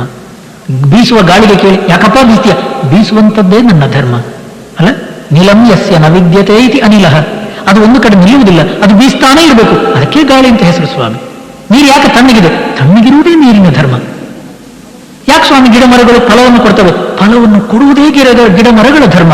ಅದೇ ರೀತಿ ನಮ್ಮ ಧರ್ಮ ಹೇಗಿರ್ಬೇಕು ಹೇಳಿ? ಆಲೋಚನೆ ಮಾಡಿ. ಮಾಡುವ ಕೆಲಸವನ್ನ ಏನೇನು ಫಲದಾಶೆ ಇಲ್ಲದೆ ಪರಮೇಶ್ವರ ಶರೀರವನ್ನು ಕೊಟ್ಟಿದ್ದೇ. ಇದಂ ಶರೀರಂ ಖಲು ಪರೋಪಕಾರಾರ್ಥಂ. 4 ಜನರ ಉಪಕಾರ ಮಾಡುವುದಕ್ಕಾಗಿ ಈ ಶರೀರವನ್ನು ಪರಮೇಶ್ವರ ಕೊಟ್ಟಿದ್ದಾನೆನ್ನುವಂತಹ ರೀತಿಯಲ್ಲಿ ಪರಹಿತಕ್ಕಾಗಿ ನಾನಿದೇನೆನ್ನುವ ಭಾವನೆಯಲ್ಲಿ ಬೆಳಿಗ್ಗೆ ಎದ್ದ ಮೇಲೆ ಆ ಮನಸ್ಸಿಗೆ ಹೇಳ್ಕೊಳ್ಳಿ. ಆ ಮನಸ್ಸು ಏನನ್ನೂ ಬಯಸಲ್ಲ ಸ್ವಾಮಿ, ಏನನ್ನೂ ಬಯಸಲ್ಲ. ಕೆಲಸವನ್ನು ಮಾಡುವಾಗ ಮನಸ್ಸಿಟ್ಟು ಮಾಡಿ, ಆನಂದವಾಗಿ ಮನಸ್ಸು ನಿಲ್ಲುತ್ತೆ. ನೀವು ಬಯಸಿದ್ದು ಸಿಗಲಿಲ್ಲ ಅಂತ ಇಟ್ಕೊಳ್ಳಿ, ಅಡ್ಡಿ ಇಲ್ಲ. ದೊರೆತುದ ಹಸಾದವೆಂದುಣ್ಣು ಗೊಣಗಿಡದೆ. ಗೊಣಗಬೇಡಪ್ಪ. ನಾನು ಜೀವನದಲ್ಲಿ ಹೀಗಾಗಬೇಕು, ಹೀಗೆ ಸಿಗಬೇಕು ಅಂತ ನಾನು ಮನಸ್ಸಲ್ಲಿ ಇಟ್ಕೊಂಡಿದ್ದೆ, ಆದರೆ ದೇವರು ಅದನ್ನು ಕೊಟ್ಟಿಲ್ಲ, ಹೀಗಾಗಲಿಲ್ಲ, ಹಾಗಾಗಿ ಮನಸ್ಸಿಗೆ ಶಾಂತಿ ನೆಮ್ಮದಿ ಒಳಗಡೆ ಇಟ್ಟಿದ್ದಾನೆ ತಮ್ಮ.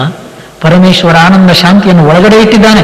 ಮನಸ್ಸು ಪ್ರಶಾಂತವಾಗಿ ನಿಲ್ಲುತ್ತೋ, ಆನಂದ ಶಾಂತಿ ಒಳಗಡೆ ಇದೆ ತಮ್ಮ, ಒಳಗಡೆ ಇದೆ. ಆದ್ರಿಂದ ಇಲ್ಲಿ ಕೇಳು. ಜಗದಿ ಜಗತ್ವವನು ಮಾಯಾ ವಿಚಿತ್ರವನು ಒಗೆದಾಚೆ ಬಿಸುಡೆಲ್ಲ ಕರಣವೇದ್ಯವನು ಮಿಗುವುದೇ ಮೂಪಕ್ಷೆಮೊಂದು ನಿಲ್ಲದ ವಸ್ತು ಹೊಗಿಸಾ ಕಡೆಗೆ ಮತಿಯ ಮಂಕುತಿಮ್ಮ ಮಂಕುತಿಮ್ಮ. ಜಗತ್ತಲ್ಲಿದ್ದೇವೆ, ಹೌದು. ನನಗೆ ಆ ಶಾಂತಿ ಸುಖ ಆನಂದ ಅನ್ನುವಂಥದ್ದು ಬೇಕಾದರೆ ತಮ್ಮ, ಆ ಇಂದ್ರಿಯಗಳಿಗೆ ಏನು ಹೊರ ಪ್ರಪಂಚ ಕಾಣ್ತಾ ಇದೆ, ವಿಷಯ ಜಗತ್ತು ಕಾಣ್ತಾ ಇದೆ, ಅಲ್ಲಿಗೆ ಓಡಿಸಬೇಡ ಮನಸ್ಸನ್ನು. ಕೇಳಿ. ಕರಣ ವೇದ್ಯವನೆಲ್ಲ ಒಗೆದಾಚೆ ಬಿಸುಡು. ಹೊರಗೆ ನನಗೆ ಪ್ರಪಂಚ ಕಾಣುತ್ತಾ ಹೌದಲ್ಲೋ? ಹೌದು. ಅಲ್ಲಿ ನನ್ನ ಸುಖ ಇದೆ, ಇವತ್ತಲ್ಲ ನಾಳೆ ಅಲ್ಲಿಂದ ಗಳಿಸ್ತೇನೆ, ಕರ್ಮ ಕ್ಷೇತ್ರದಿಂದ ನಾನು ಗಳಿಸ್ತೇನೆ. ಅಲ್ಲ ಅಲ್ಲ ಅಲ್ಲ, ಕೆಲಸ ಮಾಡು. ಹೊರ ಜಗತ್ತಲ್ಲಿ ಕೆಲಸ ಮಾಡುವಾಗ ಧ್ಯೇಯವನ್ನು ಇಟ್ಕೋ. ಇಂಥದ್ದೇ ನನಗೆ ಕೆಲಸದಿಂದ ಸಿಗಬೇಕನ್ನುವಂಥ ಫಲದ ಏನೊಂದು ಬಯಕೆ ಇದೆ, ಇರಲಿ. ಒಂದು ವೇಳೆ ಬಯಸಿದ್ದು ಸಿಕ್ತು, ಒಳ್ಳೆಯದು. ಸಿಗಲಿಲ್ಲ, ಒಳ್ಳೆಯದು. ಯಾಕೆ ಗೊತ್ತಾ? ನಿನಗೆ ಬೇಕಾದ ಶಾಂತಿ ಆನಂದ ಒಳಗಡೆ ಇದೆ ತಮ್ಮ. ರೂಪಾಖ್ಯಮೊಂದುವಿಲ್ಲದ ವಸ್ತು ಮಿಗುವುದೇನು. ಹೊರಗಿನ ಪ್ರಪಂಚ ನಾಮರೂಪಾತ್ಮಕವಾದ ಜಗತ್ತು, ಅದು ಕಣ್ಣಿಗೆ ಕಾಣುವ ಜಗತ್ತು. ಅದನ್ನು ಮೀರಿ ಇನ್ನೊಂದು ವಸ್ತು ಇದೆ, ಇಂದ್ರಿಯ ಮನಸ್ಸು ಬುದ್ಧಿಗಳನ್ನು ಬೆಳಗುವ ಧಿಯೋ ಯೋನಃ ಪ್ರಚೋದಯತಿ. ಒಳಗಡೆ ಹೊಗಿಸಾ ಕಡೆಗೆ ಮತಿಯ, ನಿನ್ನ ಮನಸ್ಸು ಬುದ್ಧಿಯನ್ನು ಆಚೆ ಕಡೆ ತಿರುಗಿಸು. ಅಂದ್ರೆ ಏನು ಹೇಳಿ, ಮನಸ್ಸು ಬುದ್ಧಿಯಲ್ಲಿ ಸ್ಥಿರವಾದ ಜ್ಞಾನ ಇರಲಿ, ಪೂರ್ಣ ಆನಂದ ಶಾಂತಿ ಆತ್ಮನಲ್ಲಿ, ಅದು ನನ್ನ ಸ್ವರೂಪ. ಹೊರ ಜಗತ್ತನ್ನುವಂಥದ್ದು ಇಂದ್ರಿಯಗಳಿಗೆ ಕಾಣುವ ಜಗತ್ತನ್ನುವಂಥದ್ದು ಎಲ್ರಿಗೂ ಒಂದೇ. ಆ ಹೊರಗಿನ ಜಗತ್ತಿನ ಸ್ವಧರ್ಮ ಅನ್ನುವಂಥದ್ದೇ ಏರು ತಗ್ಗು ಸುಖ ದುಃಖ ಲಾಭ ನಷ್ಟ, ಇದು ಜಗತ್ತು. ಅಲ್ಲಿ ನಾನು ಸುಖವನ್ನು ಬಯಸಬಾರದು, ಅಲ್ಲಿ ಶಾಂತಿ ಇದೆ ಎನ್ನುವಂತಹ ರೀತಿಯಲ್ಲಿ ನಾನು ಭ್ರಾಂತಿಯಿಂದ ನಾನಾ ರೀತಿಯಲ್ಲಿ ನಾನು ನಾಗಾಲೋಟದಿಂದ ವಿಷಯಗಳ ಕಡೆಗೆ ಓಡಬಾರದು. ಅಂತಃಕರಣ ಅನ್ನುವಂತಹ ಮನಸ್ಸು ಬುದ್ಧಿಯಲ್ಲಿ ಇಷ್ಟು ಜ್ಞಾನ ಇರುವುದಾದರೆ ಹೇಳಿ, ತ್ಯಜಿಸಿ ಭುಜಿಸಲ್ ಕಲಿತವನೆ ಜಗಕ್ಕೆ ಯಜಮಾನ, ನಿಜ ಕುಕ್ಷಿ ಚಿಂತೆ ಮೊದಲು ಮನೆ ತಾಯಿಗೆ, ಭುಜಿಪ ಪತಿ ಸುತರೊಪ್ಪು ತುಪ್ಪವಳೂಟಕ್ಕೆ, ಭಜಿಸು ಮೀನಾವ್ರತದ ಮಂಕುತಿಮ್ಮ. ತ್ಯಜಿಸಿ ಭುಜಿಸಲ್ ಕಲಿತವನೆ ಜಗಕ್ಕೆ ಯಜಮಾನ. ಹೊರ ಜಗತ್ತಲ್ಲಿ ಯಾರು ಕಣ್ಣಿಗೆ ಕಾಣ್ತಾ ಇರುವ ಜಗತ್ತನ್ನು ನೋಡಿ ಬರುತ್ತಾ ಇರುವಂತಹ ವಿಚಿತ್ರವಾದ ದ್ವಂದ್ವಗಳನ್ನು ತಾಪತ್ರಯಗಳನ್ನು ಎಲ್ಲವನ್ನೂ ಎದುರಿಸಿ, ಇವೆಲ್ಲವೂ ಹೊರಗಿನ ಜಗತ್ತಿನ ಸ್ವಧರ್ಮ, ಇವುಗಳಿಗೂ ನನಗೂ ಸಂಬಂಧ ಇಲ್ಲ, ನನ್ನ ಸ್ವರೂಪ ಶಾಂತ ಆನಂದೋಹಂ, ಶಾಂತಿ ಆನಂದ ನನ್ನ ಸ್ವರೂಪ, ಅದನ್ನು ನಾನು ಕಳ್ಕೋಬಾರದು. ನನ್ನ ಅಂತಃಕರಣದಲ್ಲಿರುವಂತಹ ಆ ಪರಮಾತ್ಮನ ಸ್ವರೂಪ ಆನಂದ ಶಾಂತಿಯನ್ನು ನಾನಾಗಿ ಕಳ್ಕೊಳ್ಳುವುದಾದರೆ ನನಗೆ ಯಾರು ಅದನ್ನು ಕೊಡುವವರಿಲ್ಲ. ಅಷ್ಟೊಂದು ದೃಢತೆ ನನ್ನಲ್ಲಿ ಇರುವುದಾದರೆ ನೋಡಿ, ತ್ಯಜಿಸಿ ಭುಜಿಸಲ್ ಕಲಿತವನೇ. ಏನನ್ನು ತ್ಯಜಿಸುವುದು? ಸುಖ ದುಃಖ ಲಾಭ ನಷ್ಟ. ಇದನ್ನೇ ಗೀತೆಯಲ್ಲಿ ಕೃಷ್ಣ ಹೇಳು ಸ್ವಾಮಿ, ಕರ್ಮಫಲ ತ್ಯಾಗ ಶಾಂತಿ ಅನಂತರಂ. 12ನೇ ಅಧ್ಯಾಯದಲ್ಲಿ ತ್ಯಾಗ, ಏನನ್ನು ತ್ಯಜಿಸಬೇಕು? ಕರ್ಮಫಲ. ಕರ್ಮಫಲ ಅಂದ್ರೆ ಹೊರಗಿನ ಪ್ರಪಂಚದಿಂದ ಬರುವಂಥದ್ದಲ್ಲ. ಹೊರಗಿನ ಪ್ರಪಂಚದಿಂದ ಒಂದೋ ಸುಖ ಅಥವಾ ದುಃಖ, ಒಂದೋ ಲಾಭ ಅಥವಾ ನಷ್ಟ, ಒಂದು ಶೀತ ಅಥವಾ ಉಷ್ಣ, ಹೌದು ಅದು ಬರಲೇಬೇಕು. ಈ ದ್ವಂದ್ವಗಳನ್ನುವಂಥವು ನನ್ನ ಮನಸ್ಸಿನ ಹತ್ರ ಬಂದಾಗ ಆ ಮನಸ್ಸು ಪ್ರತಿಕ್ರಿಯೆ ಮಾಡೋದಿದೆ ನೋಡಿ, ಅದನ್ನು ನಾನು ತ್ಯಜಿಸುವುದಾದ್ರೆ ಇದು ನೋಡಿ ನಮ್ಮ ವೇದಾಂತ ಹೇಳುವಂತ ತ್ಯಾಗ. ಮನಸ್ಸಿನ ಪ್ರತಿಕ್ರಿಯೆಯನ್ನು ತ್ಯಾಗ ಮಾಡು, ಮನಸ್ಸಿನ ತಳಮಳವನ್ನು ತ್ಯಜಿಸು, ಕರ್ಮ ಫಲಾಸಕ್ತಿಯನ್ನು ತ್ಯಜಿಸು. ಇದು ಗೀತೆಯ ಉಪದೇಶ, ಇದು ವೇದಾಂತದ ಉಪದೇಶ, ಇದು ಆರ್ಷವಾಣಿ ನೋಡಿ. ತ್ಯಜಿಸಿ ಭುಜಿಸಲ್ ಕಲಿತವನೇ. ಆ ರೀತಿಯಲ್ಲಿ ಪ್ರಪಂಚದಿಂದ ಬರುವಂತಹ ಏರು ತಗ್ಗು ಸುಖ ದುಃಖ ಪ್ರತಿಯೊಂದನ್ನು ಕೂಡ ಮನಸ್ಸಿಗೆ ಹಚ್ಚಿಕೊಳ್ಳದೆ ಒಳಗಿನ ಪ್ರಶಾಂತತೆಯನ್ನು ಭುಜಿಸ್ತೀಯೋ, ಆ ಒಳಗಿನ ಆನಂದ ಶಾಂತಿ ಎನ್ನುವಂಥದ್ದು ನನ್ನ ಸ್ವರೂಪ ಅನ್ನುವಂತಹ ರೀತಿಯಲ್ಲಿ ಮನಸ್ಸನ್ನು ನಿಲ್ಲಿಸಿಕೊಳ್ತೀಯೋ, ಜಗಕ್ಕೆ ಯಜಮಾನ. ಸ್ವಾಮಿ, ಅಂತಹ ಮನುಷ್ಯ ಮಾತ್ರ ಈ ಜಗತ್ತಲ್ಲಿ ಕುರುವನ್ನೇವೇಹ ಕರ್ಮಾಣಿ ಜಿಜೀವಿಷೇ ಶತಗಂ ಸಮಾಹ. ಎಷ್ಟು ವರ್ಷಗಳು ಬೇಕಾದರೂ ನಾವು ಬದುಕುವ ಮನಸ್ಸನ್ನು ಅಲುಗಾಡಿಸದೆ, ಹೊರಗಿನ ಪ್ರಪಂಚದ ದ್ವಂದ್ವಗಳಿಗೆ ಮನಸ್ಸನ್ನ ನಾನಾ ರೀತಿಯಲ್ಲಿ ಕುಣಿಸದೆ, ಪ್ರತಿಕ್ರಿಯೆ ರಹಿತವಾಗಿ. ಎಂಥ ದೃಷ್ಟಾಂತ ನೋಡಿ. ಮನೆಯಲ್ಲಿ ತಾಯಿ ಎನ್ನುವಂಥವಳು ಬಡಿಸ್ತಾಳಂತೆ ನೋಡಿ. ಆ ದೃಷ್ಟಾಂತ ನೋಡಿ. ನಿಜ ಕುಕ್ಷಿ ಚಿಂತೆಯೇ ಮೊದಲು ಮನೆ ತಾಯಿಗೆ. ತಾಯಿ ಎನ್ನುವಂಥವಳು ಮನೆಯಲ್ಲಿ ಬಡಿಸುವಾಗ ಅಡಿಗೆ ಮಾಡಿದ್ದು ಯಾರು? ಅವಳೇ. ಪ್ರೀತಿಯಿಂದ ಕಷ್ಟಪಟ್ಟು ಮಕ್ಕಳಿಗೆ ಗಂಡನಿಗೆ ಉಣಿಸಬೇಕು ಅನ್ನುವಂಥ ರೀತಿಯಲ್ಲೇ ಮನಸ್ಸಿಟ್ಟು ಅಡಿಗೆ ಮಾಡಿದಾಳೆ. ಅಡಿಗೆ ಮಾಡುವಾಗ ಯಾವ ತಾಯಿಯಾದರೂ ಅಯ್ಯಪ್ಪ ನನಗೆ ಮತ್ತೆ ಉಳಿತದೋ ಇಲ್ಲೋ, ಅದಕ್ಕಾಗಿ ಸ್ವಲ್ಪ ಎತ್ತಿಡುವ, ಮೊದಲೇ ಸಾಂಬಾರು ಪಲ್ಯ ಎಲ್ಲ ಬೇರೆ ಎತ್ತಿಟ್ಟು ಆಮೇಲೆ ಗಂಡ ಮಕ್ಕಳಿಗೆ ಊಟ ಬಡಿಸು ಅಂತ ತಾಯಿ ಯಾರಾದ್ರೂ ಇದ್ದಾರೆ ಸ್ವಾಮಿ? ಗಂಡ ಚಂದದಲ್ಲಿ ತಿಂದರೂ ಕೂಡ ತಿನ್ಲಿ, ಬೇಕಾದಷ್ಟು ಪ್ರೀತಿಯಲ್ಲಿ ಮಕ್ಕಳು, ಅಮ್ಮ ನನಗೆ ಇನ್ನು ಸ್ವಲ್ಪ ಹಾಕು, ಇನ್ನು ಸ್ವಲ್ಪ ಹೋಳಾಕು, ಇನ್ನು ಸ್ವಲ್ಪ ನನಗೆ ಬಡಿಸು, ಅಮ್ಮ ಸಾಂಬಾರು ಬಹಳ ಚೆನ್ನಾಗಿದೆ, ಅಮ್ಮ ಎಷ್ಟು ಚೆನ್ನಾಗಿ ಮಾಡಿದೆ. ತನಗೆ ಏನೇನು ಉಳಿಯದಿದ್ರೂ ಕೂಡ ಪ್ರೀತಿಯಿಂದ ಊಟಕ್ಕೆ ಕೂತಂತ ಗಂಡನಿಗೆ ಮಕ್ಕಳಿಗೆ ಬಡಿಸಿ ಕೊನೆಗೆ ತನಗೆ ಉಪ್ಪಿನಕಾಯಿಯೋ ಅಥವಾ ಬರೇ ಗಂಜಿ ನೀರು ಅಷ್ಟನ್ನೇ ಪ್ರೀತಿಯಿಂದ ಊಟ ಮಾಡ್ತಾಳೆ ಸ್ವಾಮಿ ತಾಯಿ. ಅವಳು ನಿಜವಾದ ತಾಯಿ. ಏನ್ ಹೇಳಿ? ತ್ಯಜಿಸಿ ಭುಜಿಸಲ್ ಕಲಿತವಳು. ತನ್ನ ಗಂಡ ತನ್ನ ಮಕ್ಕಳು ಹತ್ತಿರ ಬಂದವರು ಅವರಿಗೆ ಪ್ರೀತಿಯಿಂದ ಅವರಿಗೆ ಊಟ ಬಡಿಸಿ ಎಲ್ಲವನ್ನೂ ತ್ಯಾಗ ಮಾಡಿ ಅವರು ಸಂತೋಷದಿಂದ ಊಟ ಮಾಡಿದ್ದನ್ನು ನೋಡಿಯೇ ಅದೇ ಸಂತೋಷದಿಂದ ಉಳಿದದ್ದು 4 ತುತ್ತು ಅದನ್ನು ಪ್ರೀತಿಯಿಂದ ಊಟ ಮಾಡ್ತಾಳೆ ನೋಡಿ, ಅದು ಜೀವನ. ಅದು ಜೀವನ. ಅದರ ಅರ್ಥ ಏನು ಹೇಳಿ? ಜೀವನದಲ್ಲಿ ಕಷ್ಟ, ನಷ್ಟ, ಪೆಟ್ಟು, ತಾಪತ್ರಯಗಳು, ವಿಷಮ ಪರಿಸ್ಥಿತಿಗಳು ಯಾವ ರೀತಿಯಲ್ಲೂ ಬರಲಿ ಮನಸ್ಸನ್ನು ಅಲುಗಾಡಿಸುವುದಿಲ್ಲ. ಪರಮಾತ್ಮನ ಪ್ರಸಾದ. ಆ ರೀತಿಯಲ್ಲಿ ಅದನ್ನು ತ್ಯಜಿಸಿ, ಮನಸ್ಸಿನ ತಳಮಳ ಪ್ರತಿಕ್ರಿಯೆ ಅನ್ನುವಂಥದ್ದನ್ನು ತ್ಯಜಿಸಿ ಅದನ್ನು ಮನಸ್ಸಿಗೆ ಹಚ್ಚಿಕೊಳ್ಳದೆ ಆ ಮನಸ್ಸಿನ ಪ್ರಶಾಂತತೆಯನ್ನು, ಮನಸ್ಸಿನ ಪ್ರಸಾದವನ್ನು, ಚಿತ್ತದ ಸಮಾಧಾನವನ್ನು ಯಾರು ಊಟ ಮಾಡ್ತಾನೋ ಯಜ್ಞ ಶಿಷ್ಟಾಶಿನಸ್ಸಂತಹ ಮುಚ್ಯಂತೆ ಸರ್ವ ಕಿಲ್ಬಿಷೈಹಿ. 3ನೇ ಅಧ್ಯಾಯದಲ್ಲಿ ಪರಮಾತ್ಮ ಕೂಡ ಹೇಳ್ತಾನೆ, ಅಂಥವರು ಎಲ್ಲ ಕರ್ಮ ಫಲಗಳನ್ನುವಂತಹ ನಾನಾ ರೀತಿಯ ನೋವು ಬೇನೆಗಳಿಂದ ಬಿಡಿಸಿಕೊಳ್ತಾರೆ, ಅವರು ಮುಕ್ತಿಯನ್ನು ಪಡೆಯುತ್ತಾರೆ. ಎಷ್ಟು ಸುಂದರವಾದ ಮಾತು ನೋಡಿ. ಭುಜಿಸು ನೀನಾ ವ್ರತವ, ಅಪ್ಪ ನೀನು ಕೂಡ ಅದೇ ವ್ರತವನ್ನು ಮಾಡ್ತೇನೆನ್ನುವಂತಹ ರೀತಿಯಲ್ಲಿ ಮನಸ್ಸಿಗೆ ಹೇಳು. ಹೋರು ಧೀರತೆಯಿಂದ ಮೊಂಡುತನದಿಂಬೇಡ, ವೈರ ಹಗೆತನ ಬೇಡ, ಹಿರಿನಿಯಮವಿರಲಿ, ವೈರಾಗ್ಯ ಕಾರುಣ್ಯ ಮೇಳನವೇ ಧೀರತನ, ಹೋರುದಾತ್ತತೆಯಿಂದ ಮಂಕುತಿಮ್ಮ. ಅಪ್ಪ ಪೆಟ್ಟು ಬೀಳ್ತದೆ ಹೌದು, ನಷ್ಟ ಆಗ್ತದೆ ಹೌದು, ನಾನಾ ರೀತಿಯಲ್ಲಿ ನಮಗೆ ಜೀವನದಲ್ಲಿ ನೋವುಗಳು ಬರ್ತವೆ, ನಾನಾ ರೀತಿಯ ಕಷ್ಟ ಪರಂಪರೆಗಳು ಬರ್ತವೆ. ಹೋರು ಧೀರತೆಯಿಂದ ಆ ಮನಸ್ಸಿನ ಪ್ರಶಾಂತತೆ ಇರಲಿ ತಮ್ಮ. ಇದೊಂದೇ ನಮ್ಮ ಶಸ್ತ್ರ, ಇದೊಂದೇ ನಮಗೆ ಶ್ರೀ ರಕ್ಷೆ.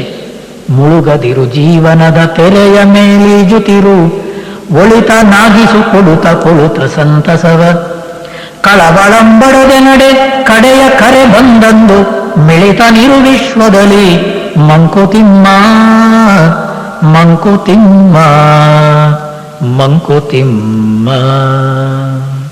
ನೋಡಿ, ಪೆಟ್ಟು ಬಿದ್ದಾಗ ಕಂಗಾಲಾಗ್ತೇವೆ, ಸತ್ಯ. ಮುಳುಗಬೇಡಪ್ಪ.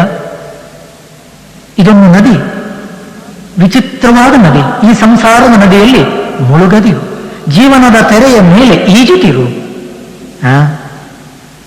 ಉಪದೇಶ ಕೊಡುವುದು ಸತ್ಯ, ಉಪದೇಶ ಕೊಡುವುದು ಸುಲಭ. ಆದರೆ ನಮ್ಮ ಕಾಲಿಗೆ ಮುಳ್ಳು ಚುಚ್ಚುವಾಗ ಕಂಗಾಲಾಗ್ತೇವೆ ಸ್ವಾಮಿ, ಕಂಗಾಲಾಗ್ತೇವೆ. ವಿಚಿತ್ರ ರೀತಿಯಲ್ಲಿ ಮನಸ್ಸು ಗೋಳೋಂತಳುತ್ತೆ. ಅಳಬಾರದು ಅಪ್ಪ. ಒಂದು ವ್ರತ ಇರಲಿ ಜೀವನದಲ್ಲಿ. ನಾವು ಬೆಳಿಗ್ಗೆ ಎದ್ದ ಮೇಲೆ ನಮ್ಮ ಮನಸ್ಸಿಗೆ ಒಂದು ದಿನ ನಾವು ಹೇಳ್ಕೋಬೇಕು. ಏನು ವ್ರತ ಹೇಳಿ? ಏನು ಜಪ ಅದು? ಏನು ದೀಕ್ಷೆ ಅದು? ಒಳಿತನಾಗಿಸು ಕೊಡುತ್ತ ಕೊಳುತ ಸಂತಸವ. ಅಪ್ಪ ನನ್ನ ಮನಸ್ಸಿಗೆ ನಾನು ಹೇಳ್ಕೋಬೇಕು, ಇವತ್ತಿ ಬೆಳಿಗ್ಗಿಂದ ಸಂಜೆಯ ತನಕ ಯಾರು ಹತ್ರ ಬರ್ತಾರೋ, ನಾನೆಲ್ಲಿ ಹೋಗ್ತೇನೋ, ಒಳಿತು ಸಂತಸ ಸಂತೋಷ ಇಷ್ಟು ಕೊಡ್ತೇನೆ. ಎಲ್ರಿಗೂ ಕೂಡ ಹಿತವನ್ನು ಬಯಸ್ತೇನೆ, ಎಲ್ರಿಗೂ ಒಳ್ಳೆಯದನ್ನು ಮಾಡ್ತೇನೆ, ಕೆಟ್ಟದ್ದನ್ನು ಎಂದೂ ಬಯಸಲ್ಲ. ನೋಡಿ, ಸಂತೋಷವಾಗಿ ನನ್ನ ಮನಸ್ಸನ್ನು ಇಟ್ಕೊಂಡು ಮತ್ತೊಬ್ಬರನ್ನು ಸಂತೋಷವಾಗಿಡುವ ಹಾಗೆ ಮಾಡ್ತೇನೆ. ಇದೊಂದು ದೀಕ್ಷೆ ಸ್ವಾಮಿ.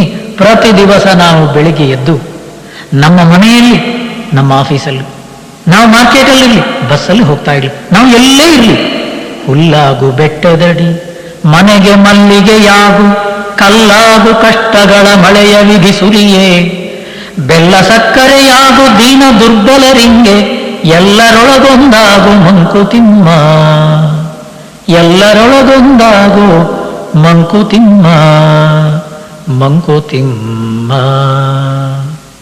ಎಂಥ ದೃಷ್ಟಾಂತ ನೋಡಿ. ಬೆಟ್ಟದಡಿಯ ಹುಲ್ಲಾಗಬೇಕಂತೆ ಅಲ್ಲ? ಬೆಟ್ಟದಡಿಯ ಹುಲ್ಲು ಯಾರಿಗೆ ಹೇಳಿ? ಮೇಲಕ್ಕೆ ಬಂದಂತಹ ಕುರಿಗಳಿಗೆ, ಮೇಕೆಗಳಿಗೆ, ಹಸುಗಳಿಗೆ ಅಲ್ಲ? ಹುಲ್ಲಾಗು ಬೆಟ್ಟದಡಿ, ಬೆಟ್ಟದಡಿಯ ಹುಲ್ಲು 4 ಜನರ ಉಪಕಾರಕ್ಕಾಗಿ ಅಲ್ಲ? ಹೊರಗಿನ ಸಮಾಜದಲ್ಲಿ ಪರೋಪಕಾರಾರ್ಥಂ ಇದಂ ಜೀವನಂ. 4 ಜನರ ಹಿತಕ್ಕಾಗಿ ನಾನಿದ್ದೇನೆ. ನನಗೆಷ್ಟೇ ನೋವಾಗಿರ್ಲಿ, ನನಗೆಷ್ಟೇ ಬೇನೆ ಇರಲಿ, ನನಗೆ ಎಷ್ಟೇ ಪೆಟ್ಟುಗಳು ಬಿದ್ದಿರಲಿ, ಅದನ್ನು ಇನ್ನೊಬ್ಬರಿಗೆ ಹೇಳಿಕೊಳ್ಳಲ್ಲ, ಒಳಗೆ ಇಟ್ಕೊಳ್ತೇನೆ. ಮತ್ತೊಬ್ಬರಿಗೆ ನಗು ಮುಖ, ಮತ್ತೊಬ್ಬರಿಗೆ ಶಾಂತಿಯ 4 ಹಿತ ವಚನ ಇಷ್ಟು ಹೇಳ್ತೇನೆ. ಅಷ್ಟೊಂದು ದೀಕ್ಷಾಬದ್ಧರಾಗಿ ಹುಲ್ಲಾಗು ಬೆಟ್ಟದಡಿ. ಆ ಬೆಟ್ಟದಡಿಯ ಹುಲ್ಲನ್ನುವಂಥದ್ದು ಬಂದವರಿಗೆ ಆಹಾರವಾಗುವ ಹಾಗೆ, ನಮ್ಮ ಜೀವನ ಪರರಿಗೆ ಉಪಕಾರವಾಗುವ ಹಾಗೆ ಇರಲಿ ಅನ್ನುವಂಥ ದೀಕ್ಷೆ ಇರಲಿ. ಒಳ್ಳೆ ಮನೆಗೆ ಮಲ್ಲಿಗೆಯಾಗು. ಹ್ಞೂ ಸ್ವಾಮಿ, ಇದು ಬಹಳ ಮುಖ್ಯ. ಯಾಕಂದ್ರೆ ಊರಿಗೆ ಉಪಕಾರಿ ಆದವನು ಮನೆಗೆ ಮಾರಿ ಆಗಿರ್ತಾನಂತೆ. ಎಷ್ಟೋ ಜನ ಹೇಳೋದುಂಟು, ಎಷ್ಟೋ ಜನ ಹೆಂಡತಿಯರು ಹೇಳೋದುಂಟು, ಅಯ್ಯೋ ಸ್ವಾಮಿ ನಮ್ಮ ಯಜಮಾನರು ಎಷ್ಟೆಲ್ಲ ಉಪಕಾರ ಮಾಡ್ತಾರಂತೆ, ಊರಿನವರಿಗೆಲ್ಲ ಉಪಕಾರಿ ಅಂತೆ. ನಿಮ್ಗೆ ಗೊತ್ತಿಲ್ಲ ಸ್ವಾಮಿ, ಪರಮ ರಾಕ್ಷಸವ ಮನೆಯಲ್ಲಿ ಮನೆಗೆ ಮಾರಿ. ಅಯ್ಯೋ ಸ್ವಾಮಿ ಅವನಲ್ಲಿ ನಮ್ಮ ತಲೆ ತಿಂತಿರ್ತ ಹಾಗಾಗಬಾರ್ದು. ಮನೆಗೆ ಮಲ್ಲಿಗೆ ಯಾರು ನೋಡಿ, ಆ ಜಾಜಿ ಮಲ್ಲಿಗೆಯ ಹೂವನ್ನ ಒಂದು ಕೋಣೆಯಲ್ಲಿಡಿ. ಅದು ನಾನಿದ್ದೇನೆ ಅಂತ ಅನ್ನಲ್ಲ, ಆದರೆ ಆ ಇಡೀ ಕೋಣೆ ಸುಗಂಧ ಮಾವಯ, ಅತ್ಯಂತ ಸುಗಂಧದಿಂದ ಕೂಡಿರ್ತದೆ. ಪುಣ್ಯೋ ಗಂಧ ಅಲ್ಲ ಸುರಭಿ, ಎಷ್ಟು ಸುಂದರವಾದ ವಾಸನೆ ಹೇಳಿ ಆ ಕೋಣೆ ಪೂರ್ತಿ. ಅದೇ ರೀತಿ ನಾವು ಮನೆಯಲ್ಲಿದ್ದರೆ ನಮ್ಮ ಹೆಂಡತಿ ಮಕ್ಕಳಿಗೂ ಬೇಕಾದ ಹಾಗೆ, ಹೊರಗೆ ಸಮಾಜದಲ್ಲಿ ಎಲ್ರಿಗೂ ಹಿತವಾಗುವ ಹಾಗೆ. ಅಷ್ಟು ಮಾತ್ರ ಅಲ್ಲ, ಮನೆಯಲ್ಲಿ ಮಕ್ಕಳಿಗೂ ನಮ್ಮ ಕಿರಿಯರಿಗೂ ಯಾವ ರೀತಿಯಲ್ಲಿ ಆದರ್ಶರಾಗಿರ್ಬೇಕು. ಕಲ್ಲಾದು ಕಷ್ಟಗಳ ಮಳೆಯ ವಿಧಿ ಸುರಿಯೇ, ಪೆಟ್ಟು ಬಿದ್ದಾಗ ತಾಳ್ಮೆಯಿಂದ ಇರಪ್ಪ. ನೋಡಿ, ನಾವು ಮನೆಯಲ್ಲಿ ನಾವು ದೊಡ್ಡವರು, ನಾವು ಯಜಮಾನ, ನಾವು ಹೇಗಿರ್ಬೇಕು ಹೇಳಿ? ನಾನಾ ರೀತಿಯ ಕಷ್ಟಗಳು, ನಷ್ಟಗಳು, ಪೆಟ್ಟುಗಳು ಬಿದ್ದಾಗ ಕುಡಿಯುವುದನ್ನು ಶುರು ಮಾಡೋದು, ನಾನಾ ಥರದ ಕೆಟ್ಟ ಚಾಳಿಗಳಿಗೆ, ವ್ಯಸನಗಳಿಗೆ ನಮ್ಮ ತಲೆ ಹಾಕುವುದು, ಅಡಿಕ್ಷನ್ ಅಂತಂತೇವೆ. ನಾನಾ ಥರದಲ್ಲಿ ನಾವು ನೀಚ ಪ್ರವೃತ್ತಿಗಳಿಗೆ ಮನಸ್ಸನ್ನು ಹಾಕಿ ಬಿದ್ದ ಪೆಟ್ಟನ್ನು ತಾತ್ಕಾಲಿಕವಾಗಿ ತಪ್ಪಿಸಿಕೊಳ್ಳುವುದನ್ನು ಕಲಿಸಿಕೊಡ್ತೇವೆ ಮನಸ್ಸಿಗೆ. ಇದೆಲ್ಲ ಸಾಧನೆ. ಪೆಟ್ಟು ಬಿದ್ದಿದೆ ಹೌದು, ನಷ್ಟ ಆಗಿದೆ ಹೌದು, ಕಂಗಾಲಾಗುವ ಪರಿಸ್ಥಿತಿ ಬಂದಿದೆ ಹೌದು. ಸಹನಂ ಸರ್ವ ದುಃಖಾನಾಂ ಅಪ್ರತೀಕಾರ ಪೂರ್ವಕಂ. ಸಹಿಸೋಣಪ್ಪ. ಸ್ವಲ್ಪ ವಿಷ್ಣು ಸಹಸ್ರನಾಮ ಹೇಳಿ, ಸ್ವಲ್ಪ ಜಪ ಮಾಡಿ, ಸ್ವಲ್ಪ ಭಜನೆ ಹೇಳಿ, ದೇವರನ್ನೂ ಬೈಬೇಡಿ, ಯಾರನ್ನೂ ತೆಗಳಬೇಡಿ. ಸಹನೆ, ತಾಳ್ಮೆ, ಇದೇ ನಮ್ಮ ಶ್ರೀರಕ್ಷೆ. ಕಲ್ಲಾದು ಕಷ್ಟಗಳ ಮಳೆ ವಿಧಿಯ ಸುರಿಯೇ. ಆಮೇಲೆ ಬೆಲ್ಲ ಸಕ್ಕರೆಯಾಗು ದೀನ ದುರ್ಬಲರಿಂಗೆ. ನೋಡಿ, ಭೂತದಯೆ ಅಂತಂತೇವೆ. ದೀನ ದುರ್ಬಲರು ಯಾರಿದಾರೋ ಅವರ ಜೊತೆ ನಮ್ಮ ಮನಸ್ಸು ಕರಗಲಿ. ವೈಷ್ಣವ ಜನತೋ ತೇನೇ ಕಹಿಯೇ ಪೀಡಪರಾಯಿ ಜಾನೀರೆ. ನನ್ನ ಹಾಗೆ ಅವರಿಗೂ ಕಷ್ಟ ಇದೆ, ನನ್ನ ಹಾಗೂ ಅವರಿಗೆ ದುಃಖ ಇದೆ. ಹಾಗಿರುವಾಗ ನನ್ನ ದುಃಖವನ್ನು, ನನ್ನ ಕಷ್ಟವನ್ನು ಅವರಿಗೆ ಹೇಳಿಕೊಳ್ಳುವಂಥದ್ರಲ್ಲಿ ಯಾವ ಪುರುಷಾರ್ಥವೂ ಇಲ್ಲ. ನನ್ನ ದುಃಖ ನನಗೇ ಇರಲಿ. ಅವರ ಕಣ್ಣಲ್ಲಿ ಬರುವಂತಹ ನೀರನ್ನು ಓರಿಸ್ತೇನೆ, ಅವರ ಕಣ್ಣಲ್ಲಿ ಮತ್ತೆ ನೀರು ಬರುವ ಹಾಗೆ ಮಾಡಲ್ಲ. ಅಂತಃಕರಣದಲ್ಲಿ ನಮ್ಮಲ್ಲಿ ನೋಡಿ, ಇದಕ್ಕನ್ನೋದು ದೀಕ್ಷಾ.